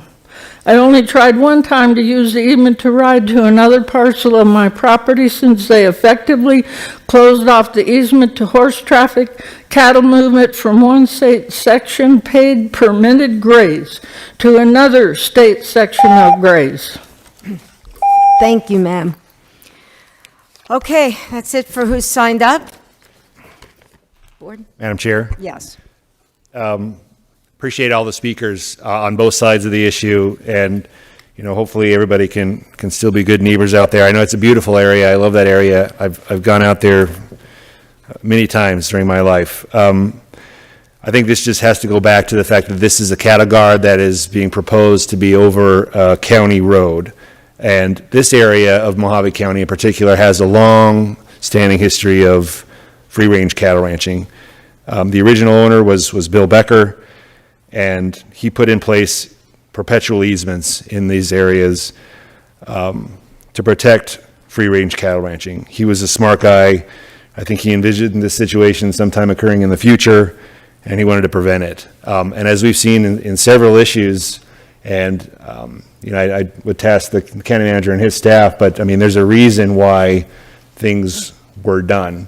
And I think there has been some issues that have come across or in front of this board where me just getting elected and serving in 2021, for instance, there were land use decisions that were made that, we have to keep current and a full history of why things were done when it comes to zoning, when it comes to land use. Otherwise, it could lead you in an area into a situation where you're making a land use decision that's maybe not on completely solid ground, in my opinion. So I think that there was a reason that all these perpetual easements were put into place. And if we allow this one cattle guard along a county road, there's going to be others in this area. And I think that for that reason, I'm going to recommend denial of this resolution. Okay, is that a motion? Unless others have any discussion points. Okay, anyone else want to chime in? Supervisor Johnson? Supervisor Bishop? I'll second the motion. Okay, so we have a motion and second. Any further comments? Hearing none, all in favor? Aye. Aye. Oppose? Motion carries unanimously. Thank you. All right, let's go back to consent agenda. The following items listed on consent agenda will be considered as a group and acted upon by one motion with no separate discussion of said items unless a board member so requests. Supervisor Gould. Thank you, Madam Chairman. I would like to remove item 12, item 25 and have that relocated to the end of the agenda. Okay. Number 27, 28, 29, 30, 31, 34, 42, and 53. Okay. Supervisor Lingenfelter. Nothing this morning, Madam Chair. Supervisor Bishop. 11, 49, 51, and 53. Okay. Supervisor Johnson. Nothing, Madam Chair. Okay, and 11's been pulled, so I need a motion to approve items 5 through 76 minus 11, 12, 25, 27, 28, 29, 30, 31, 34, 42, 49, 51, and 53. So made. Second. All in favor? Aye. Aye. Opposed? Motion carries. Okay. Item 11 was, this was, I think, did you want? It's Bishop's. Oh, yours, yeah. Madam Chairman, I pulled this item at the request of Development Services. It appears there is a rate adjustment that needs to be addressed for the building administration fee. Great. Is Tim Walsh online? Madam Chair, I am. Yes. So, Madam Chair, I asked that this item be pulled. In looking at the backup for it, we had gone through and tabulated our costs for performing this abatement. And in reviewing the items, I found that we had used an old rate of $50 an hour for administration fees. We've updated that, and I've shared that, emailed that to the board this morning, using the updated rate of $35 an hour for administration costs. It brings the total amount down from the $19,619.38 to $19,311.88. So I just asked that the board would, in place in the assessment, if the board would use the $19,311.88. Okay. Thank you. Chairman Angus, with that adjustment, I make a motion that we approve. Second. Okay, we got a motion and a second to approve the assessment in the amount of $19,311.88. All in favor? Aye. Opposed? Motion carries. Number 12. Thank you, Madam Chairman. I just wanted, on these out-of-county travel requests, I want to add a statement to those requests, and that's why I've got so many pulled off here. And essentially, it says the attendee will write an approximately half-page report to the Board of Supervisors explaining what they learned and how it benefited the taxpayer. Okay. Any other comment on this? So do we have to amend this? Pardon me? Do we have to amend this? I'll move that item 12 be approved with my additional statement. Okay. I'll second. Motion second. All in favor? Aye. Aye. Opposed? Motion carries.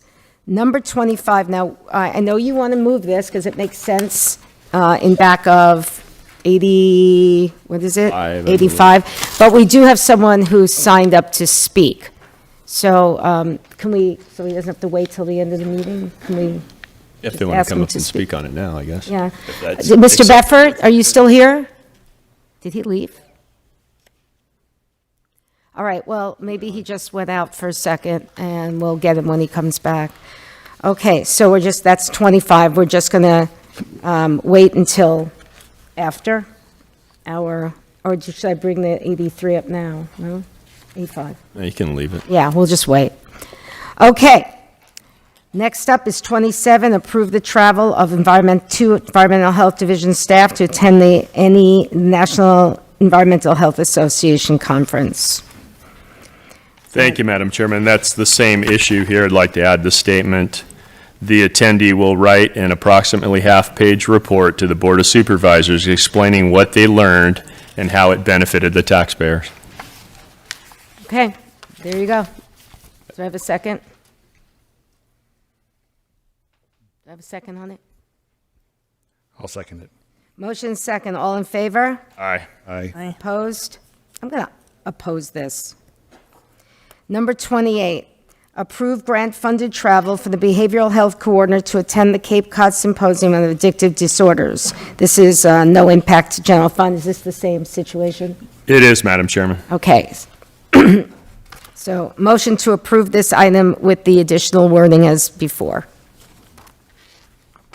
So moved. Discussion? Please. Since this has no impact to the county general fund, I feel a little bit torn about it. I mean, if the thing that's in deficit right now, or projected deficit from our administration, is the general fund. We're trying to balance the general fund. If it doesn't have any impact on the general fund, I don't know if I'll second this one this time. To that point. Yes. Supervisor Gould. These people will still be on the clock. They're not going on their own time. They're going on their own county time, which we pay for. During their travel, they should have plenty of time on their return trip to write the report. It's not, and actually, they should be writing the same report to their department head anyway. Point taken. And they may already be. I don't know. Yeah, I'll second. Okay, I just want to have a question for Dr. Kingsley. This particular staff person, are they on a grant, or is this from the general fund? They're on a grant. Their salary is funded through the grant. Through the grant, so it's not. Does that change your mind at all? Not really. I didn't think so.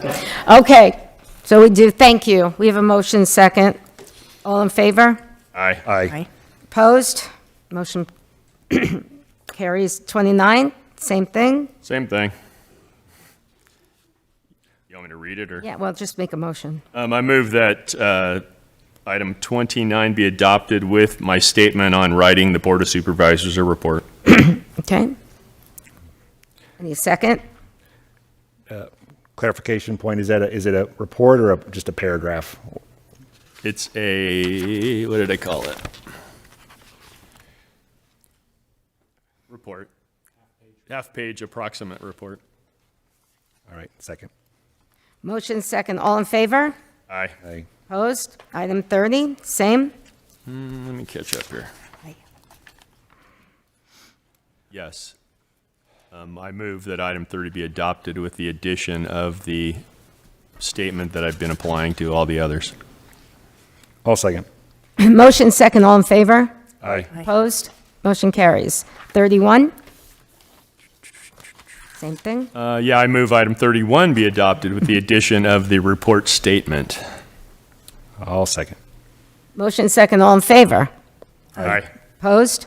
Carries. 34? I move item 34 with the addition of the report statement. Okay. I'll second. Motion second. All in favor? Aye. Aye. Opposed? Carries. Item 42.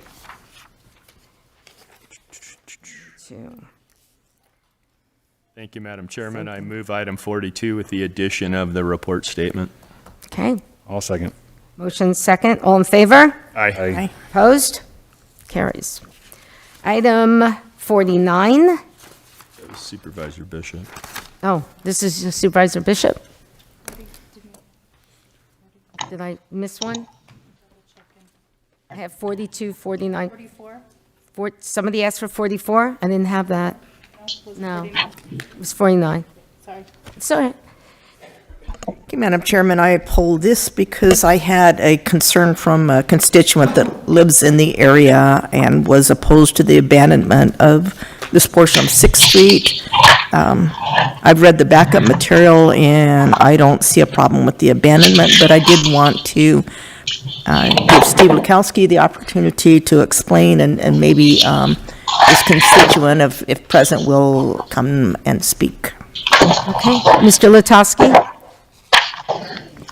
Madam Chair, members of the board, Supervisor Bishop, this concerns an abandonment of a 30-foot right-of-way that exists essentially is an extension of 6th Street between Tennessee Avenue and Elkhart Avenue.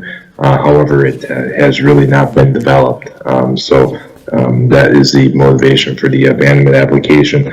Our notes do indicate that there was one member of the public that did object, but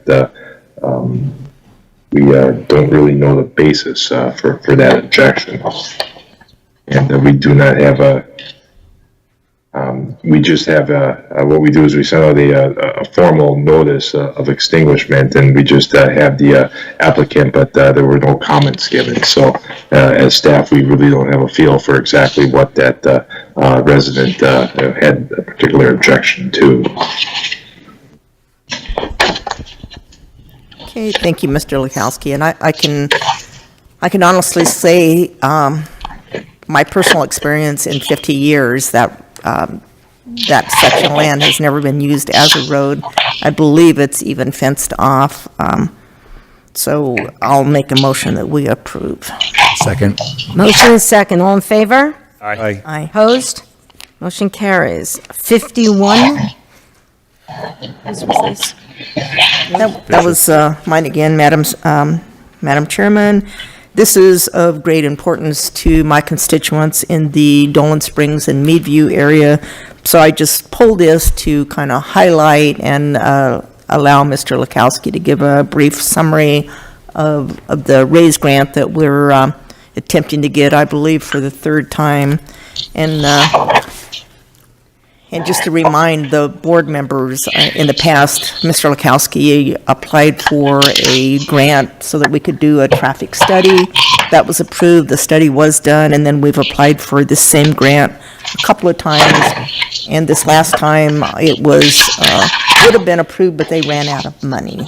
So we're just bringing it back again in the hopes that we can save some very serious traffic accidents from happening by doing a partial overchange. Sounds good.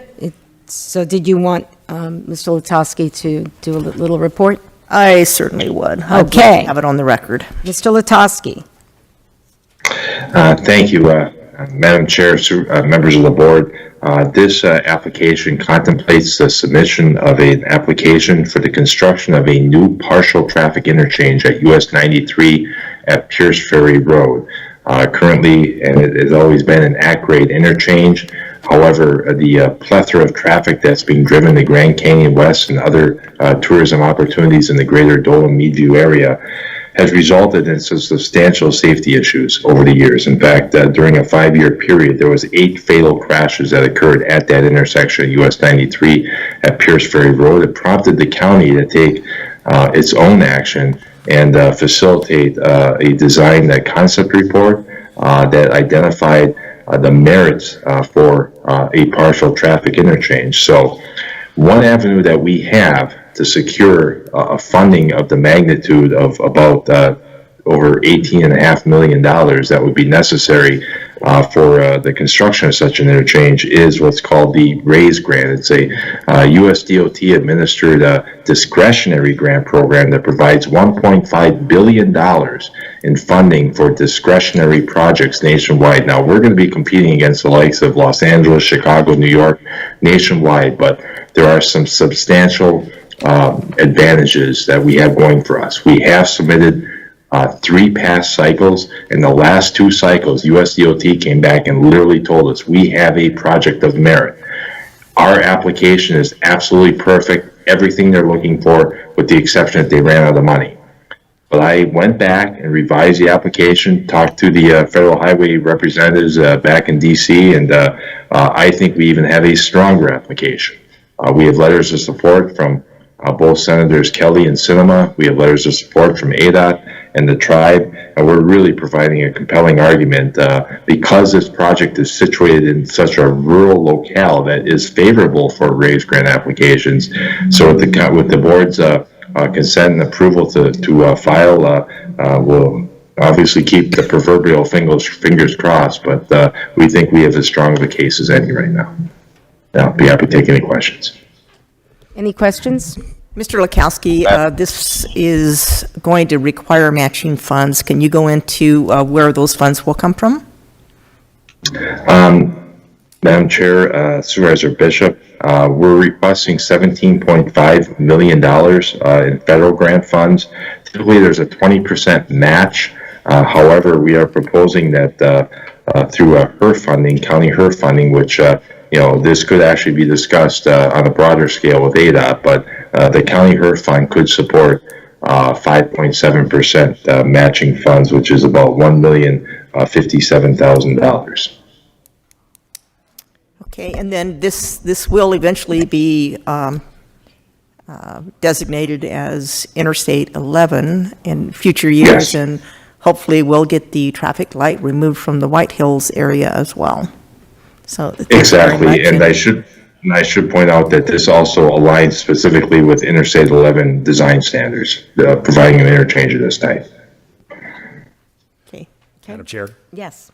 Director Latosky, with regards to the RAISE program, is there not a carve-out when it comes to allocations to projects between urban and rural? I thought that they had revised the rules a little bit to be a little bit more favorable to rural communities. Madam Chair, Supervisor Lingenfelter, yes, there is in the notice that was provided for this grant, an actual statement that there is going to be that type of carve-out for rural awards.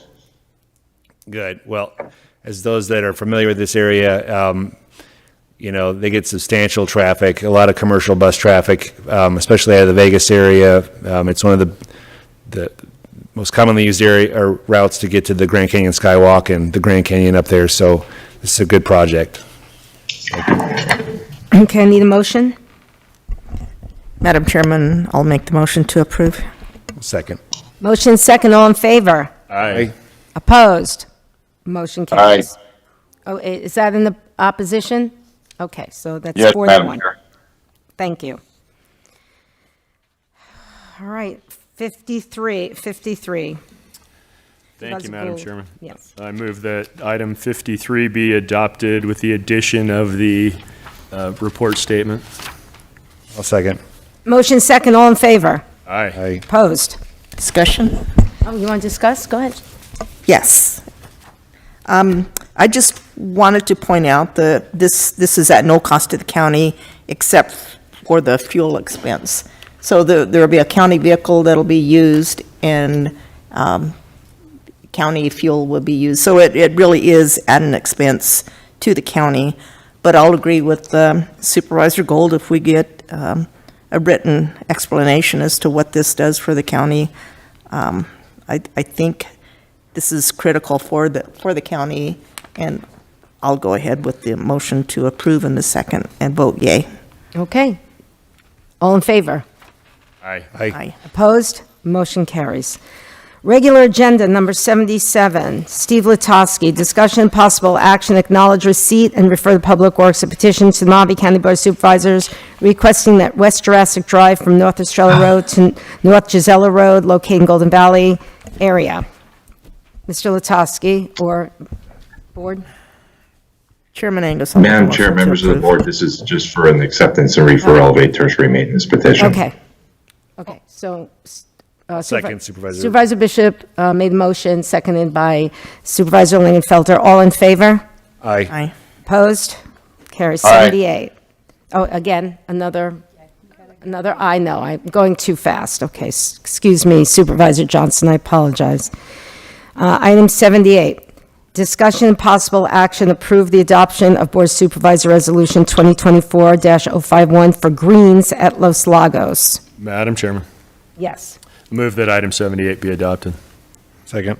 Motion second, all in favor? Aye. Aye. Opposed? Carries. 79 we've already done. Number 80, discussion possible action, approve the following exceptions to the general fund hiring freeze. And there they are for all to see. Anyone want to hear from Ken Cunningham? Madam Chair, motion to approve. Second. Motion second, all in favor? Aye. Opposed? Number 81, before, you want to, I've asked Supervisor Lingenfelter to kind of explain to the public what this is about. Thank you, Madam Chair. So this issue is concerning the opposing the creation of I'm just going to call it the Baj National Monument up in District 1 north of the Grand Canyon. This was actually the 5th national monument that the Biden administration designated, in our opinion, inappropriately using the Antiquities Act. When it was originally proposed, it was over 1.1 million acres, larger than several of our entire U.S. states.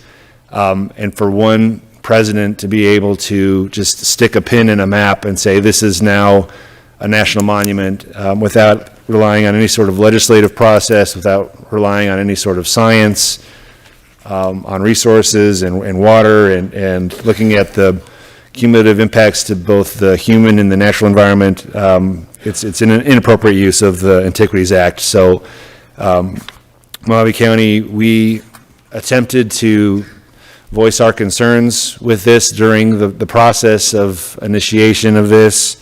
The Biden administration held a public meeting, one public meeting on this. It was held in Flagstaff over in Coconino County, which actually supports this. I reached out along with the assistance of our administration, asking, hey, over 400,000 acres of this proposed national monument is actually located in District 1 of Mojave County. It'd be great if you had a similar public meeting in Mojave County so that our residents could voice their opinions on this. And they did not hold that meeting, surprisingly, because most people had differing views from what they wanted to do. So, long story short, just want to thank the Arizona legislature, both the Senate and the House, that are now going to be suing the Biden administration over this. Mojave County is joining in non-monetarily, or we're proposing to join non-monetarily. Also have reached out to Mayor Ream from the town of Colorado City, which is right up against the boundaries of this thing. They are very excited to participate, as well as their sister city to the east, Fredonia.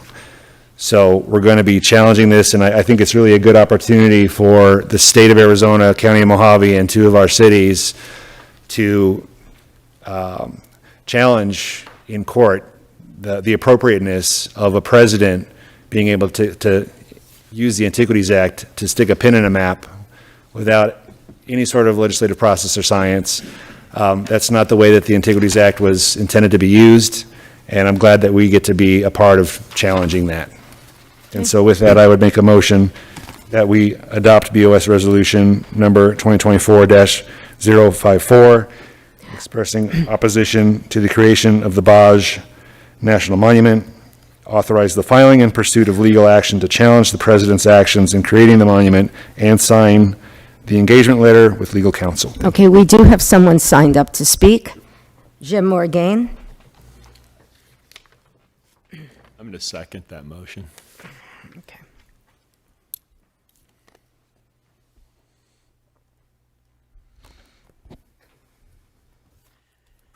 Good morning, Board. My name is Jem Morgana. I'm going using Gaelic pronunciation of my last name now because very recently I learned from Ancestry.com when I did the DNA testing that the man who's on my birth certificate is not my biological father. He is actually a man of quite Irish descent, and so that is my way to honor my ancestry by emphasizing Anya, who is a very powerful Irish warrior woman. So in 2009, as I was actually traveling to Nova Scotia to do some ancestry work over the summer, I ended up working at the Grand Canyon for a 3-month commitment that turned into 3 years. Now, I participated in quite a lot of the interpretive classes, and one of the things I learned was there was a park ranger there who actually he was offered a job with National Park Services but needed to get his grandfather's permission because his grandfather was one of the native indigenous people who were removed from Indian Garden so that they could turn that into a point along the Bright Angel Trail for tourism and hiking and all of that. Here in Mojave County, someone mentioned the importance of going back and understanding the history of how things happened. Peach Springs, they do a celebration every year of their history.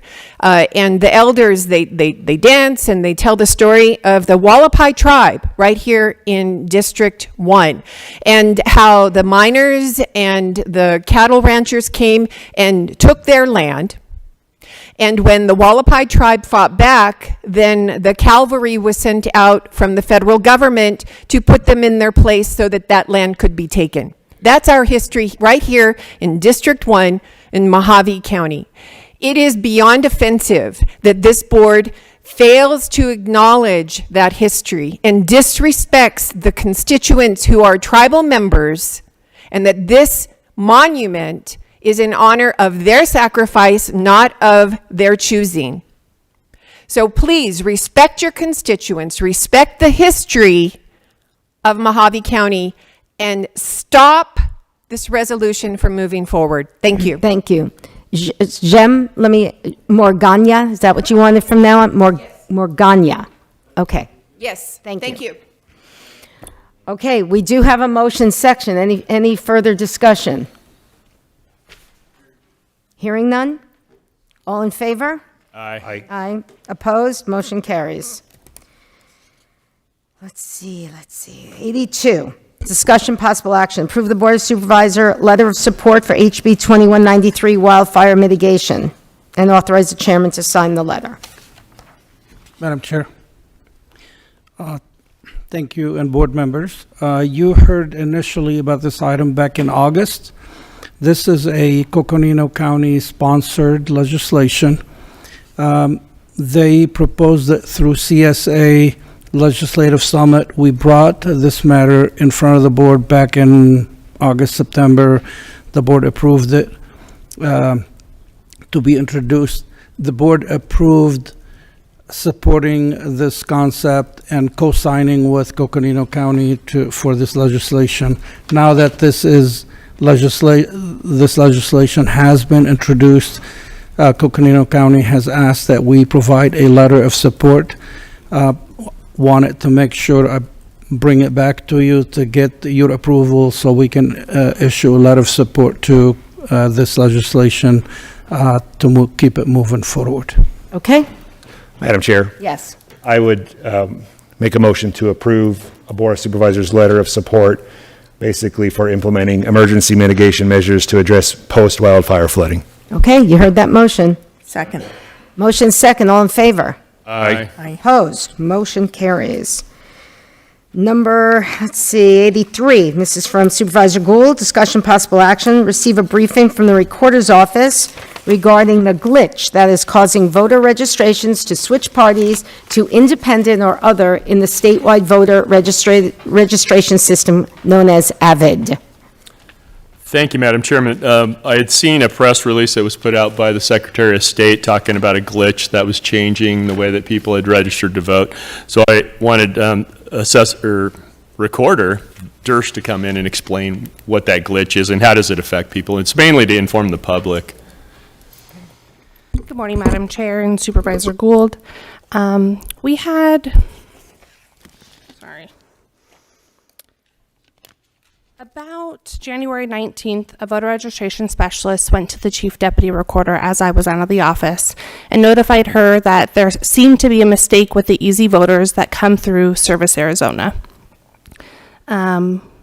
Later that day, it was confirmed by the Secretary of State's office that some records did have errors on them and that they were then fixed less than one day in our office. I could show you an example here. We recommend, so the Arizona Secretary of State's office and the Arizona Department of Transportation, they do the Service Arizona, some people call them voter registration records. They did an update on their side that was not a cohesive update through the voter registration database. When people are registering to vote, there's Republican, Democrat, no labels, other, independent, and the Green Party now. No Labels was a new party that was recognized in Arizona in May of 2023.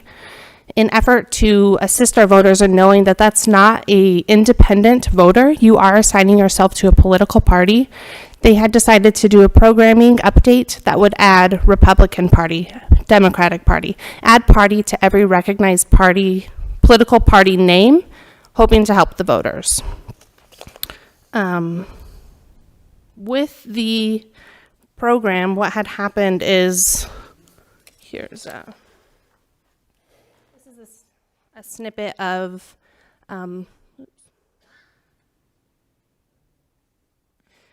they had selected Democratic Party, but because it wasn't in the Arizona voter registration database to come across as Democratic Party, it marked other and wrote it in. So when that came to us, it was then it needed to be reflected that they were changing their party to the Democratic Party. Any questions? Madam Chairman? Yes. Recorder Durst, did they fix this? So it has been fixed. In Arizona, there were 58 records that this had an error with, 13 in Mojave County, and 3 of those voters from Mojave County remained with a political party. All the others were independent voters to begin with. So let me summarize this to make sure that I understand it. So they're going through their application. If they check other and then write in Democrat or Republican, it's going to register them as in the other party or under before they fixed it. Prior to fixing it, yes. Okay. How that works moving forward, if you don't choose the political party that's recognized by checking the box next to that political party and you write other, you leave it blank, you remain the political party that you already registered as. If you mark other and you choose a descriptive word, liberal, conservative, that's going to still put you as other because that doesn't define in the EPM. It's not placing you to the recognized party. Okay, I was just mainly concerned that people may have seen the Secretary of State's presser and thought that it was a bigger deal than it really turned out to be. I know in the past we've had trouble, and this even happened to one of my own sons. He went in to update his registration on a boat or a jet ski or something as a Republican. I think he was even a precinct committeeman at the time. And they asked him if he wanted to update his voter registration, and he goes, sure. And he goes walking out and finds out that they've made him a PND. So luckily he caught it in the parking lot, went back in and go, what are you doing? You changed me to a PMD. I'm a Republican, switch me back. We always recommend that when voters go to the motor vehicle or they do it online at Service Arizona, that they print their confirmation paper out showing how they're registering to vote. And then you can always check at my.arizona.vote, your voter registration record. We've urged citizens in Mojave County to check that for the PPE because only Republicans and Democrats are eligible to vote. So, right. Yes. Well, thanks for coming down. I appreciate the clarification on that. Yes, Supervisor Johnson. Thank you. I have a question. Recorder put up a form and it said Democratic. Did I read that wrong?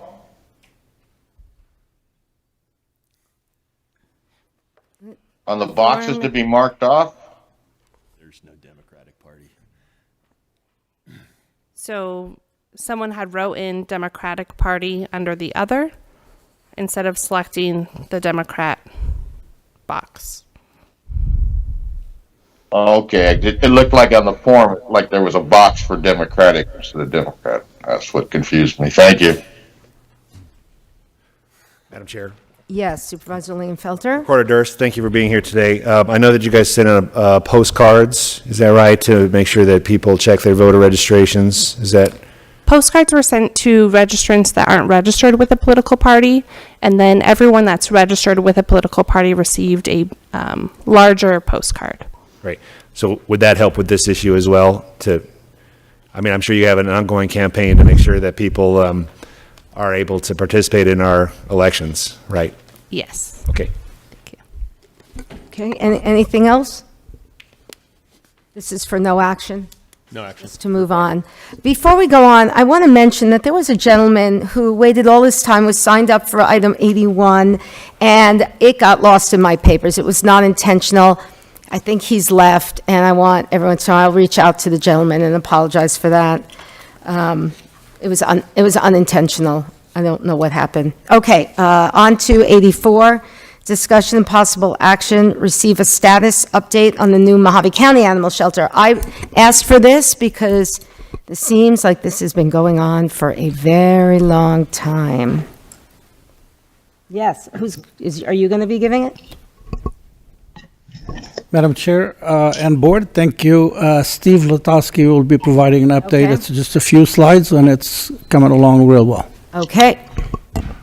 Chairman Angus, Yes. if it helps, I've been keeping track of this as it has gone along a very long time, and they are on budget and on time. Great. That's good news. But we still want to see the report from We Public haven't Works. driven by, it's very nice. Is it? It's looking, And whether we on board, what's the timeline? When is the supposed to open in this spring.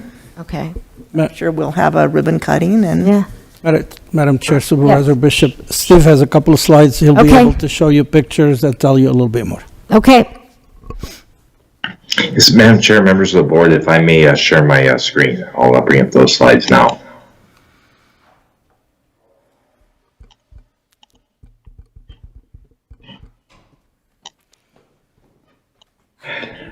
I'm starting off with a view. I have a couple of aerial shots to show of the actual construction project progress as of Thursday.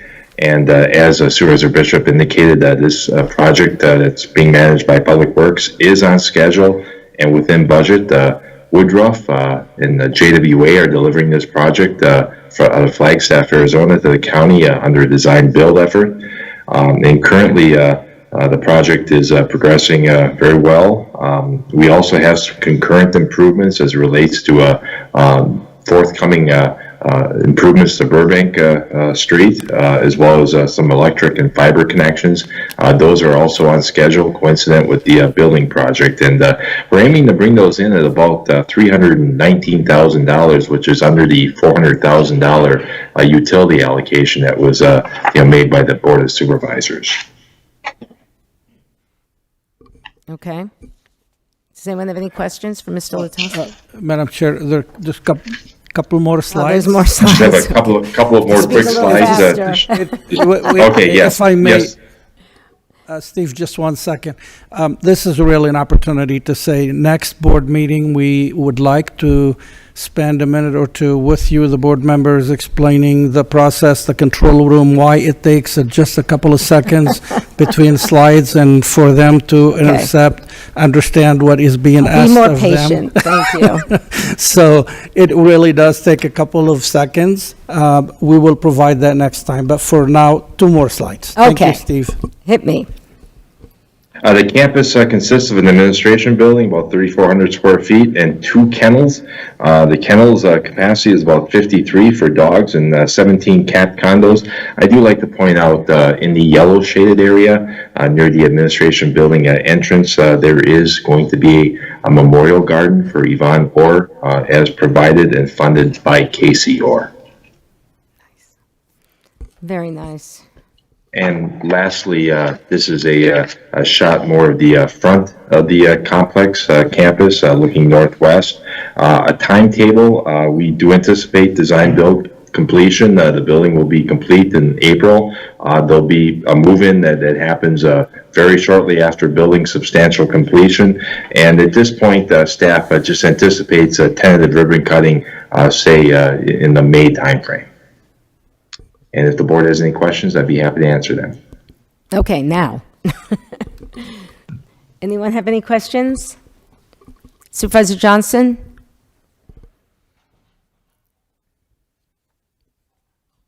No, Madam Chair, thank you. Very good. Well, thank you very much for that update. Next up, number 85, brought by Supervisor Gould, discussion and possible action, receive a briefing from Public Health Department regarding the vaccine regimen for infants and children and what is required to attend public school. And this is attached to number 25 too, right? Correct. We never voted on that one. Correct. Thank you, Madam Chairman. What brought this forward was I have a great-granddaughter that is 6 months old. Great-granddaughter that is 6 months old. She went in for her 6-month regimen of vaccinations. She was vaccinated with, I believe, 5 different things. They can the health department can expand on that. 5 different vaccinations plus COVID vaccination plus a flu shot. 6-month-old baby. Later that day, the baby began to have convulsions. 911 was called. She was taken to the hospital. The hospital life-flighted her to Phoenix Children's Hospital. Your great-granddaughter? My great-granddaughter, 6-month-old baby. She's home now, and we're hoping that there's no long-term damage to her. But this brought 2 questions to mind. What is our program for these babies? And how are we handling this? And what became even more troubling is my granddaughter, the baby's mother, wrote down her experiences. This is at Lake Havasu Health Department. But she wrote this down. Let me read this. While checking in for my appointment, the lady at the front went over all the immunizations baby, I'm substituting baby for her name because I don't want to say her name, would be getting the typical 6-month shot in addition to the flu and the COVID vaccine. I told her I really didn't want to get the flu and the COVID vaccine because husband had a bad reaction to the flu shot, and I personally felt that she was too young to get the COVID vaccine.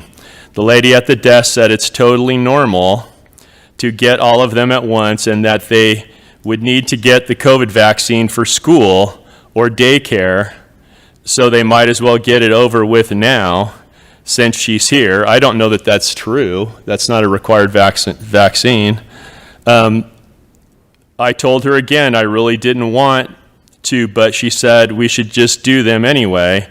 Again, I said, I don't think I want to do that. And once again, she told me I should just do it. At that point, I had said 3 times that I didn't want them, but I didn't want to fight her anymore and kept being told the same thing. So I was pressured to just give in and say yes. I asked her if it was okay to get all the shots in the same day, and she assured me that they do it all the time and that it's normal and baby would be fine. I didn't have that information when I put this agenda item on. That is troubling. Apparently, whoever was talking to my granddaughter missed the no means no portion of the training.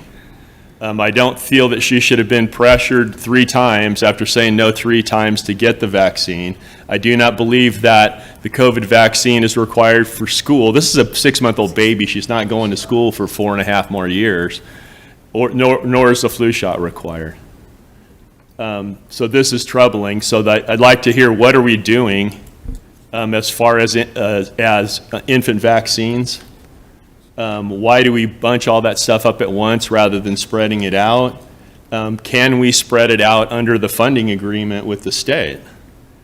But to me, it just seems like a lot of vaccine to give a 6-month-old baby. A 6-month-old baby weighs 25, 30 pounds. And it didn't go well in this case, especially if she said that the husband had an adverse reaction to the flu shot on top of that. But let's bring the health department up and see what they have to say. Dr. Kingsley. As far as I know. Crazy. Good morning, Madam Chair and board members. I just want to acknowledge, also have Lynn Valentine here, nurse and manager of the nursing division with Mojave County Department of Public Health. Want to take this opportunity to discuss this, and happy full transparency and discuss this and the processes that we are under statutorily as well as rulemaking for us to be able to provide this. In Elsa's case, first also state I'm sorry that in any way it's always difficult to hear these situations, and we of course want to, for any of our contingency Hold members. on, Doc. His mic's on. Yeah, can you speak more in the mic? So again, want to express our sympathy and sorry for this challenge that was faced with your great granddaughter. And on that point too, is ethically, we're not able to comment specifically on cases to protect the health identity of an individual. So most of my comments, or all comments on those points, will be generalized for anybody that goes through our clinics on those points. So for that, so just discussing any of our clinics as well, and I reached out also to La Paz County and other counties on following this, and our nurses are trained. This is part of also our training when we do send our nurses to training down to Phoenix with Arizona Department of Health Services, that they receive this, that they all receive the correct training on these points. We do have front office staff that do help individuals fill out applications and points, and we can review over those applications that we have on those processes. But to answer your question initially, would you like me to walk you through a typical A to B scenario of somebody going through our clinic? Would that be appropriate at this time? Sure. Okay. So initially, somebody that comes in, we hold clinics in our different sites from Lake Havasu, Bullhead City, and here in Kingman, as well as Colorado City. In those clinics, we members of the of individuals come in from the community. Under Arizona, under our administrative code, anybody that walks in the door, we are by rules, we do have to supply those vaccines that are requested. And then there are school-age ones that are requested as well. So initially, when someone comes in, we do have various forms. So this would be the first intake form that we have here. That intake form is going to go through information on basically their name and provide information, and then it will have the informed consent, which we are by law required to do, to have informed consent. It is a medical procedure from that informed consent. Once they fill that out, then they also going to go do a screening checklist for contraindications for that. They're going to go through each one and answer them, look through them. Whereas part of it, have you ever had a adverse reaction? But they would go through and indicate on those for those forms. Once they've filled that out, and they will indicate, then they will be indicated. So here are the immunizations that we are going to recommend for your child today. These recommendations are based on the Association of Pediatrics, as well as the based on for their age, and what is recommended based on from health professionals from the American Pediatric Association, and also what that is. So for saying that, we recommend, appropriate to the age, what is recommended by the standard within the United States, that all children at that age have been demonstrated, or that we show at that age. Then at that point, they can go through and they can agree or disagree on which ones they want. And then they have am I skipping a step here at all? Have I missed anything? So is that form for a specific age, that particular form? So what we do with this form. That's a generalized form? And I might have to ask Lynn, is that with this form, the nurse is going to go through, see what age appropriate is going to mark those immunizations that is appropriate for their age. Now understand too, in different situations, a child that has not previously been vaccinated could come in and could have a lot more, but they would base it on what is recommended on your age, and they're going to mark those ones off for them and say, this is what we are recommending based on the standards that we've been given. Correct? Yes. And then at that point, then we provide information sheets from COVID-19 vaccine to the screening checklist for contraindications for vaccines for children, for all those ones that reply, and then we have a whole sheet for refusal to vaccinate. And on that, they can go through and they can mark the ones that they've been offered, and then they can offer the ones that they want to. They can go through and decline at any time. If they mark decline, we will not pressure them, and we will provide the vaccines that they want for their child according to them, and then they sign off on that. And when they sign on that, if they've signed it that they decline, that's it. We do not pressure them. I understand those human points that and I will say there's always room for improvement, correct? And our front staffs usually are not nurses, and they do work and they're very proficient and they do a great job. And what they've seen from a general, I would say those comments are from a generality of the majority of people do not have majority of people when they receive these vaccinations across the nation, within our state, do not have a reaction. And so what I would say to that is that when they do have a reaction, do we have a healthcare system and a process in place to be able to respond to that? But this is the basic intake and processes that we go through in our nursing department. And let me ask Lynn here if she wanted to add anything through that intake process. First of all, I wanted to apologize that happened to your grandbaby. I know that's got to be awfully scary, and I'm hoping that, the baby's doing much better.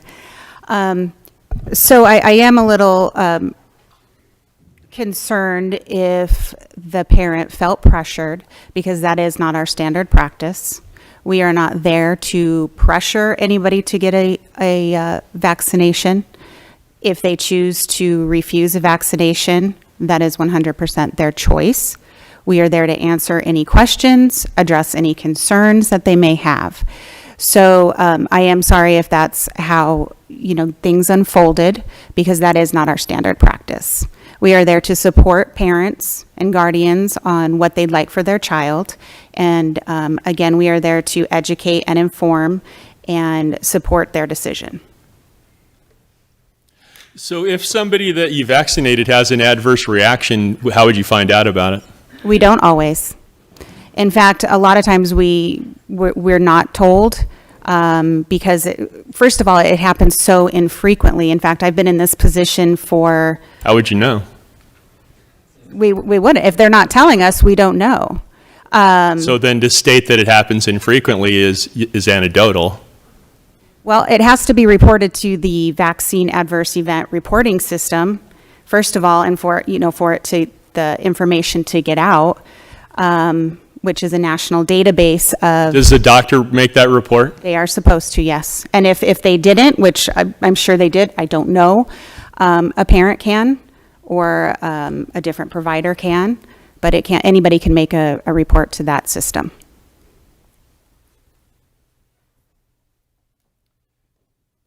Do we have to give all of those vaccinations at one shot? No, we do not have to. We just follow the CDC recommended guidelines. And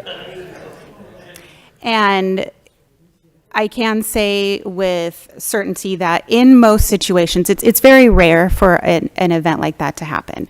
When it does, it's scary. I completely understand. You said that twice now, and it's happened twice in my family. I'm sorry to hear that. It happened to my daughter in California. Yeah, I'm sorry to My hear wife that. thought that she would save some money and take her to the public health clinic, save $80, and get my daughter her updated shots. No one looked in my daughter's ears that she had an ear infection. Later that night, my daughter had a seizure and stopped breathing in my arms. So to say that it's happened twice in my family, and this is not the same daughter. This is my daughter, not my granddaughter, and my granddaughter. This is not my daughter's child. This is another bloodline. So it's happened twice in my family. Speaking on those points, let's create a foundation then for the discussion, because it's also occurred in my family and it's occurred in many other families. An immunization is, the goal of any medical procedure is usually to alleviate a symptom. With immunizations, a reaction is not a negative thing. It's one of the few things in medicine that is not a negative thing, because that means the immune system is responding.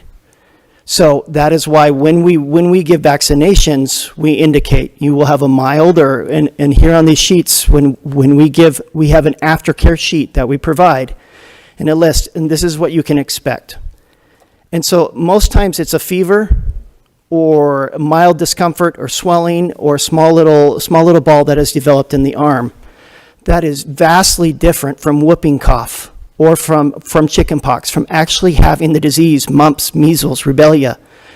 So we do immunizations knowing there is a risk.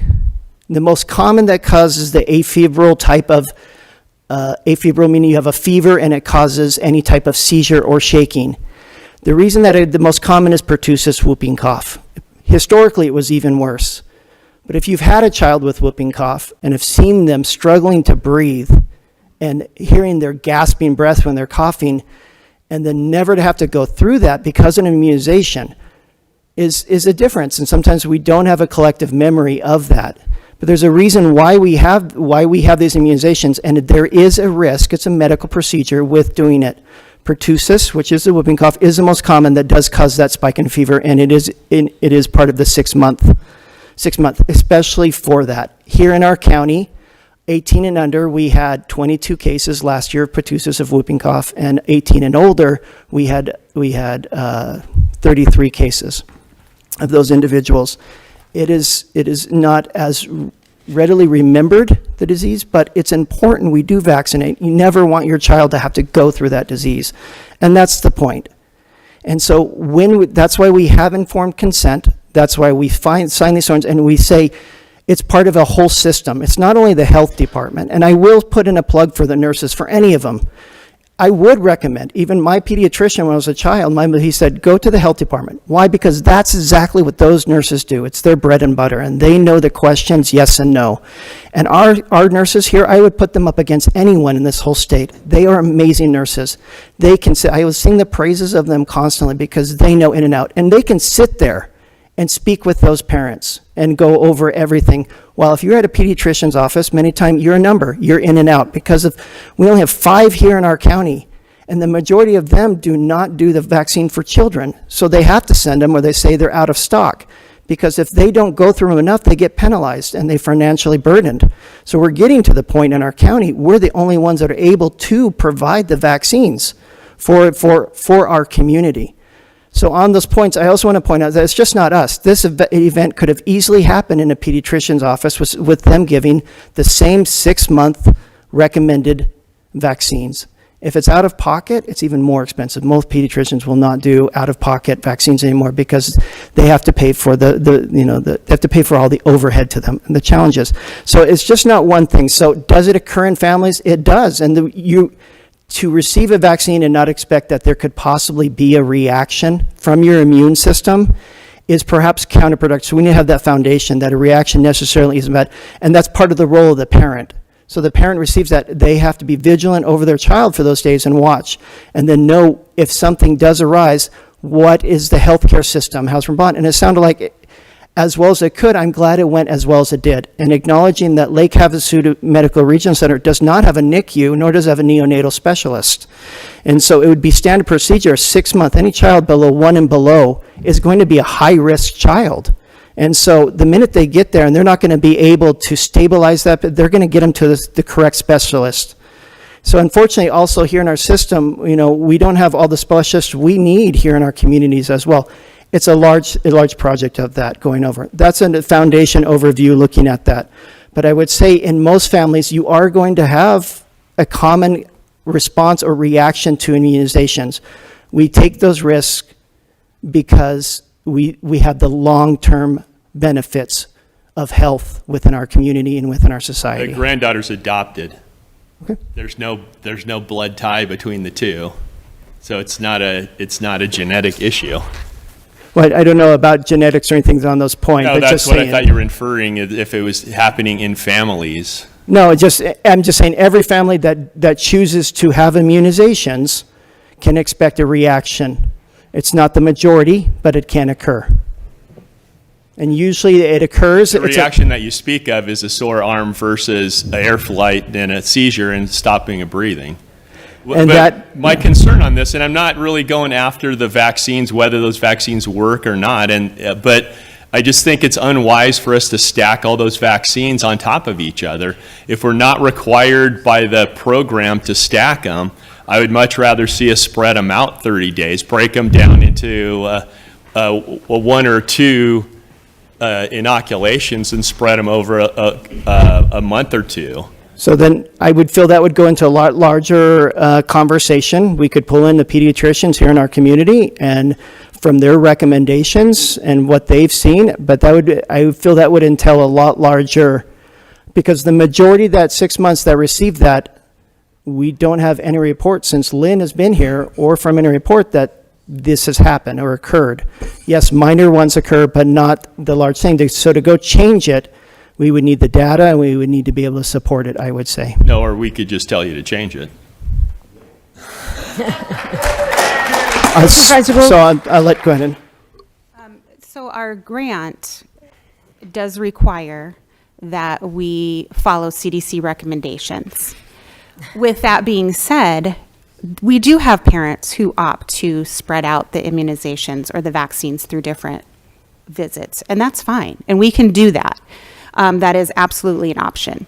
But our grant, who does fund our program, does say that we have to offer the CDC recommended vaccines for each age group. So so they don't let you spread them? That it's a recommendation. So part of this also is understand parents also have a responsibility. Again, do we want the government telling, no, we're going to spread it out? What if somebody comes in and doesn't want it spread out? So parents have an accountability here to come in and say, like, no, I don't want these all at one time. I've chosen for my child to spread these out, and we will work with them. So instead of us going and do the work, why don't we return the responsibility to the parent and allow them to make that decision? This is our recommendation. You do not want to follow that recommendation, but you still want the vaccines and want to spread them out, we will happily work with you. Supervisor Gould, can I just make a suggestion? Can you have some kind of form that explains that the average person doesn't know that is even an option? I mean, they come in with their baby, some are first-time parents. They're trusting us, and, again, I'm just curious as to why a 6-month-old needs a COVID shot. So it's only, again, a recommendation. It's just a recommendation. Does it say that? Majority I of mean, it, if yes. I come in, what am I told? They're told that you're coming in for vaccinations. Are you coming in for a specific one, or are you coming in for the age appropriate of vaccinations? Then we will say, according on to your age and your vaccination history, these are the ones we are currently recommending. COVID-19 has been included within the schedule. Same as flu. The majority that we get turned down is COVID and flu. Most parents do not take COVID and flu. They just do the regular schedule, which would be considered the school ones. But majority of the ones that are turned down, the parents decide are COVID and flu. So you're saying that Supervisor Gould's granddaughter's experience was an anomaly? Because she kept saying no, and they kept saying yes. And I agree with You that. need and all some those training. options. Maybe you need some better training. And some better training. I understand this is front staff and helping the initial intake of that process. And we will definitely, if there's always room for improvement, and we will happily go and sit down with our front staff to make sure that no bias or any options are put forward. I would say this did not come from one of our nurses, but overall NAFI staff, and they are. And was the intent here overall, was it a negative intent? I would say no. And so, but on that point, yes, can we do better? Can we be more vigilant? Happy to do that. But as you can see, the amount of paperwork we put towards people and them making the decision and their informed consent is there. And if you want us to require more paperwork and those things, but it comes to a point too, that the more you do, how much more is that indoctrination? Individuals still have their responsibility for it. We can't sit there and inform everybody when they come in, because then that becomes indoctrination. Like, I'm going to sit down and go through everything extensively with you. People have their responsibility to do their part when they come in as well. Okay. Supervisor Gould, what would you like? Does anybody else want to say anything? Yeah. Madam Chair, thank you, Dr. Kingsley and staff, for being here. I know you guys have a tough job. My question is, I mean, we obviously don't have a doctor-patient relationship with people. It's on individuals to do their research and to decide for their family, for their loved ones, what they want and what they don't. So I would hope that they would come in, well, first they would have conversations with their paid primary care provider, right? I mean, I do. And do your research, ask them the tough questions, and come in with the recommendations that your paid healthcare provider gives you, right? Yes.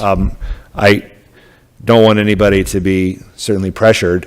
My question, when I looked at your list, at the end of the list, it was the COVID-19 recommendation. If we take that off of our forms, does that put state funding in jeopardy? We cannot take that Yes, because it's Off. part of the nationally recognized vaccines that are available to our community.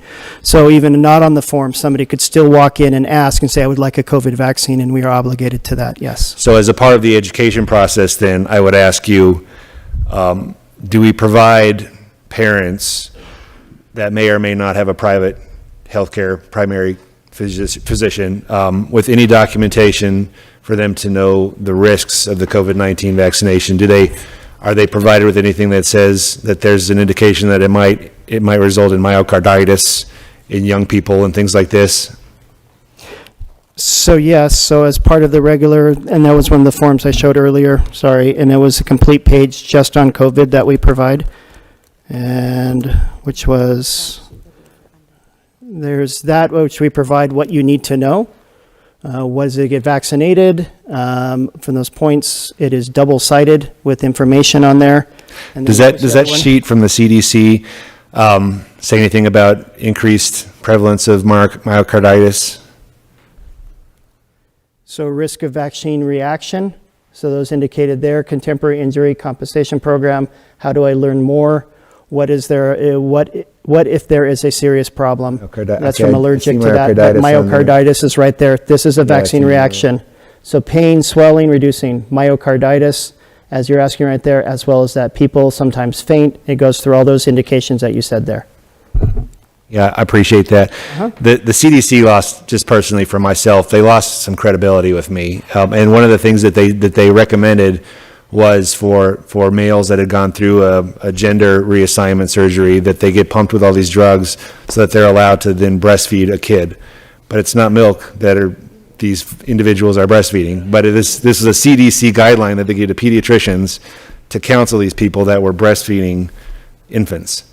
So that is not science to me. That is, they lose credibility with me at the CDC for issuing that guidance. That's not proper. And so I just think that just because it comes from the CDC, we need to do our due diligence, and we need to make sure that we're looking out for ourselves, because they're not necessarily there to protect us. Anybody else? What would you like to do? I would like to see us break those vaccinations and spread them over a longer period of time. I think I have somebody in the public that wanted to speak. Oh, okay. Oh, would you like to speak? Come on. Yeah, sure. Come on down. Thank you, Dr. Kingsley.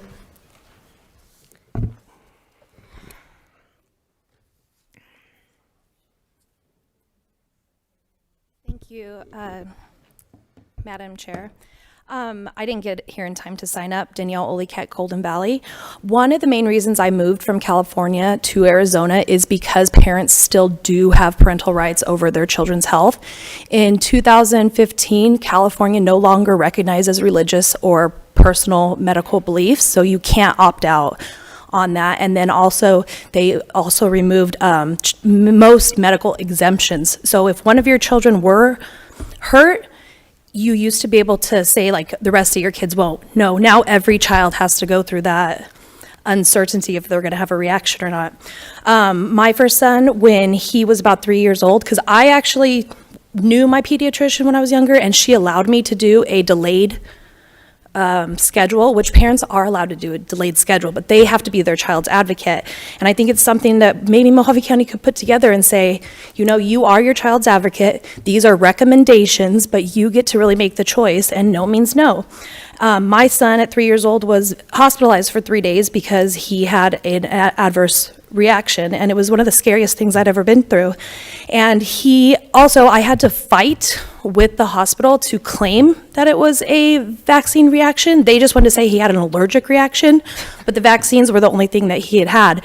And I also think they need to make it clear that some of these vaccines, it looks like one, but there's really 3 or 4 different vaccines inside there. So they're not just getting 4 vaccines, they might be getting 8 vaccines, even though it's only 4 shots. And parents don't always understand that. The other thing is the VAERS system, the Vaccine Adverse Reaction Reporting System. It's a passive system, and it's really put on parents. And a lot of the times parents don't really know what's happening, and then they don't go back to the doctors and they don't report it. So it's it's hard to really understand if there is more going on. And I just want to make it public that public schools do not require these vaccinations. Arizona still is a state where you can fill out a personal belief exemption. My son goes to the high school and we don't vaccinate anymore, my kids. And parents need to know that stuff and it needs to be disclosed. Thank you. Dr. Kingsley, is this something that could be brought up at the Board of Health and, we can sort of put together the guidelines we want to do? It can be brought before us. I would have to investigate with the actual guidelines, the actual rules and making of those guidelines with the state and with our attorneys. So that would, to be able to change those guidelines, those recommendations for those points. I would say that while and just comment on the comments, with loss of faith in CDC, I understand that, but is it throw out the baby with the bathwater in the sense of let's just go back to immunization, what's going on, the recommendations that have come down through CDC, through American Association of Pediatrics, down to Arizona, as well as our local officials.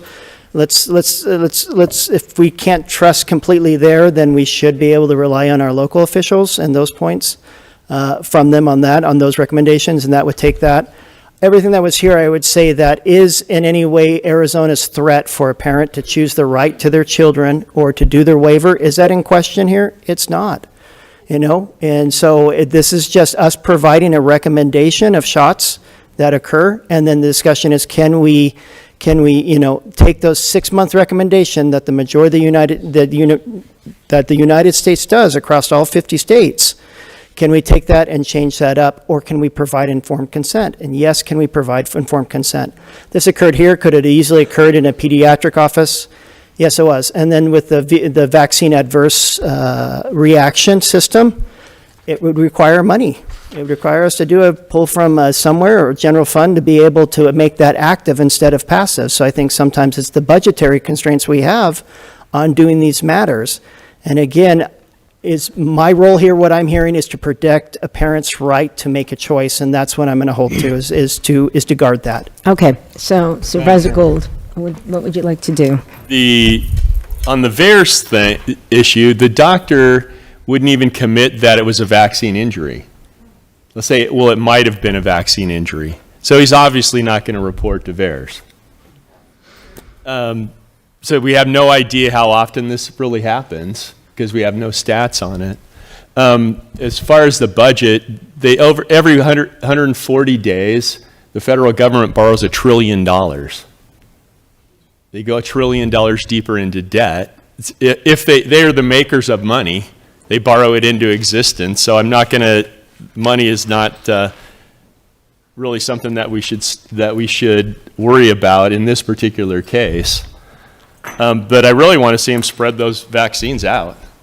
I know about informed consent, and I know that we would all read stuff, but not all people do that. They'll tell you that they read it, and they'll go ahead and because people tell them that's what they're supposed to do. I'm a product of an 18-year-old mother. I don't know how well my mom read that stuff when she was 18 years old, to tell you the truth. So I'm sure that we have people that they're not reading the stuff, they're not doing their homework, and we need to stand in the gap for them. And that's just how it is. Okay, so what is your recommendation? I think we Madam need Chair? to...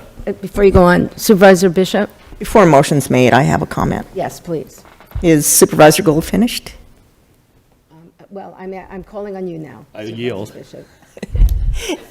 Thank you, Supervisor Gould. I appreciate that. And I just wanted to speak a little bit and remind people that we do have an immigration problem and how that relates to childhood vaccines. We're going to be seeing a lot of these immigrants that are coming over that have not had any of these immunizations as children.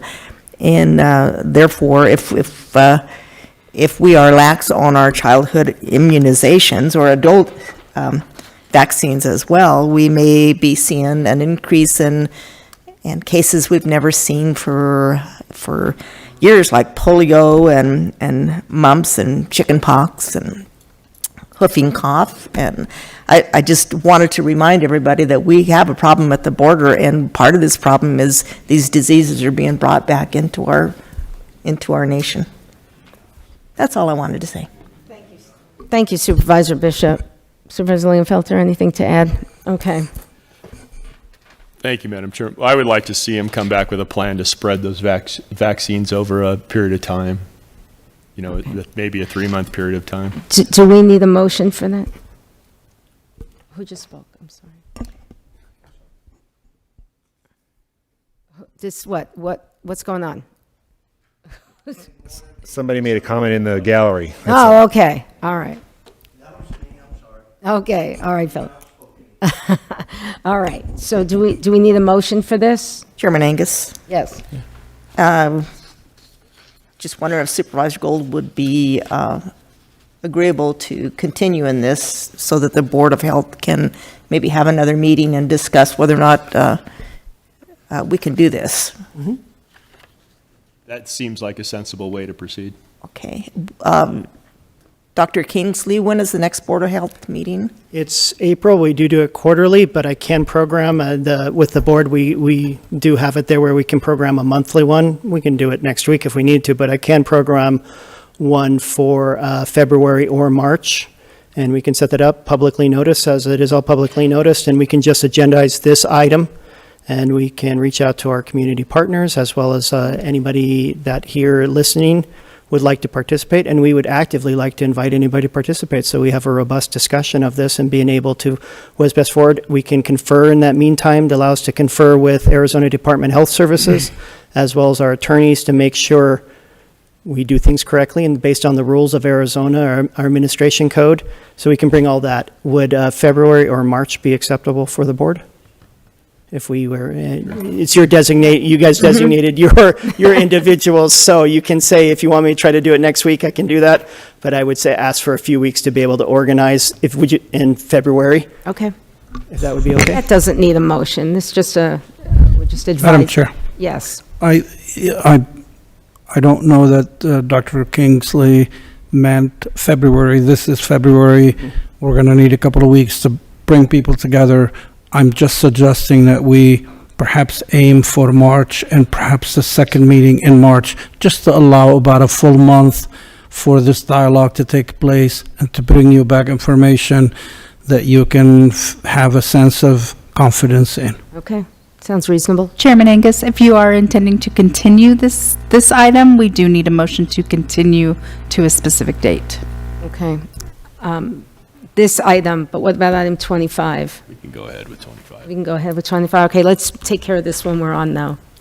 So we're going to just continue it. So I'm going to move that we continue this discussion to the second meeting in March. Okay. Do I have a second? I'll second. Okay. Motion second. All in favor? Aye. Opposed? Motion carries. Now to 25, which is about the contract between Mojave County Department of Health and the Arizona Department of Health Services.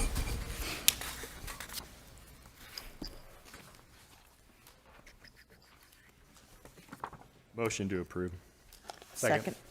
Motion second. All in favor? Aye. Aye. Opposed? Thank you. If there's anything else, we're adjourned.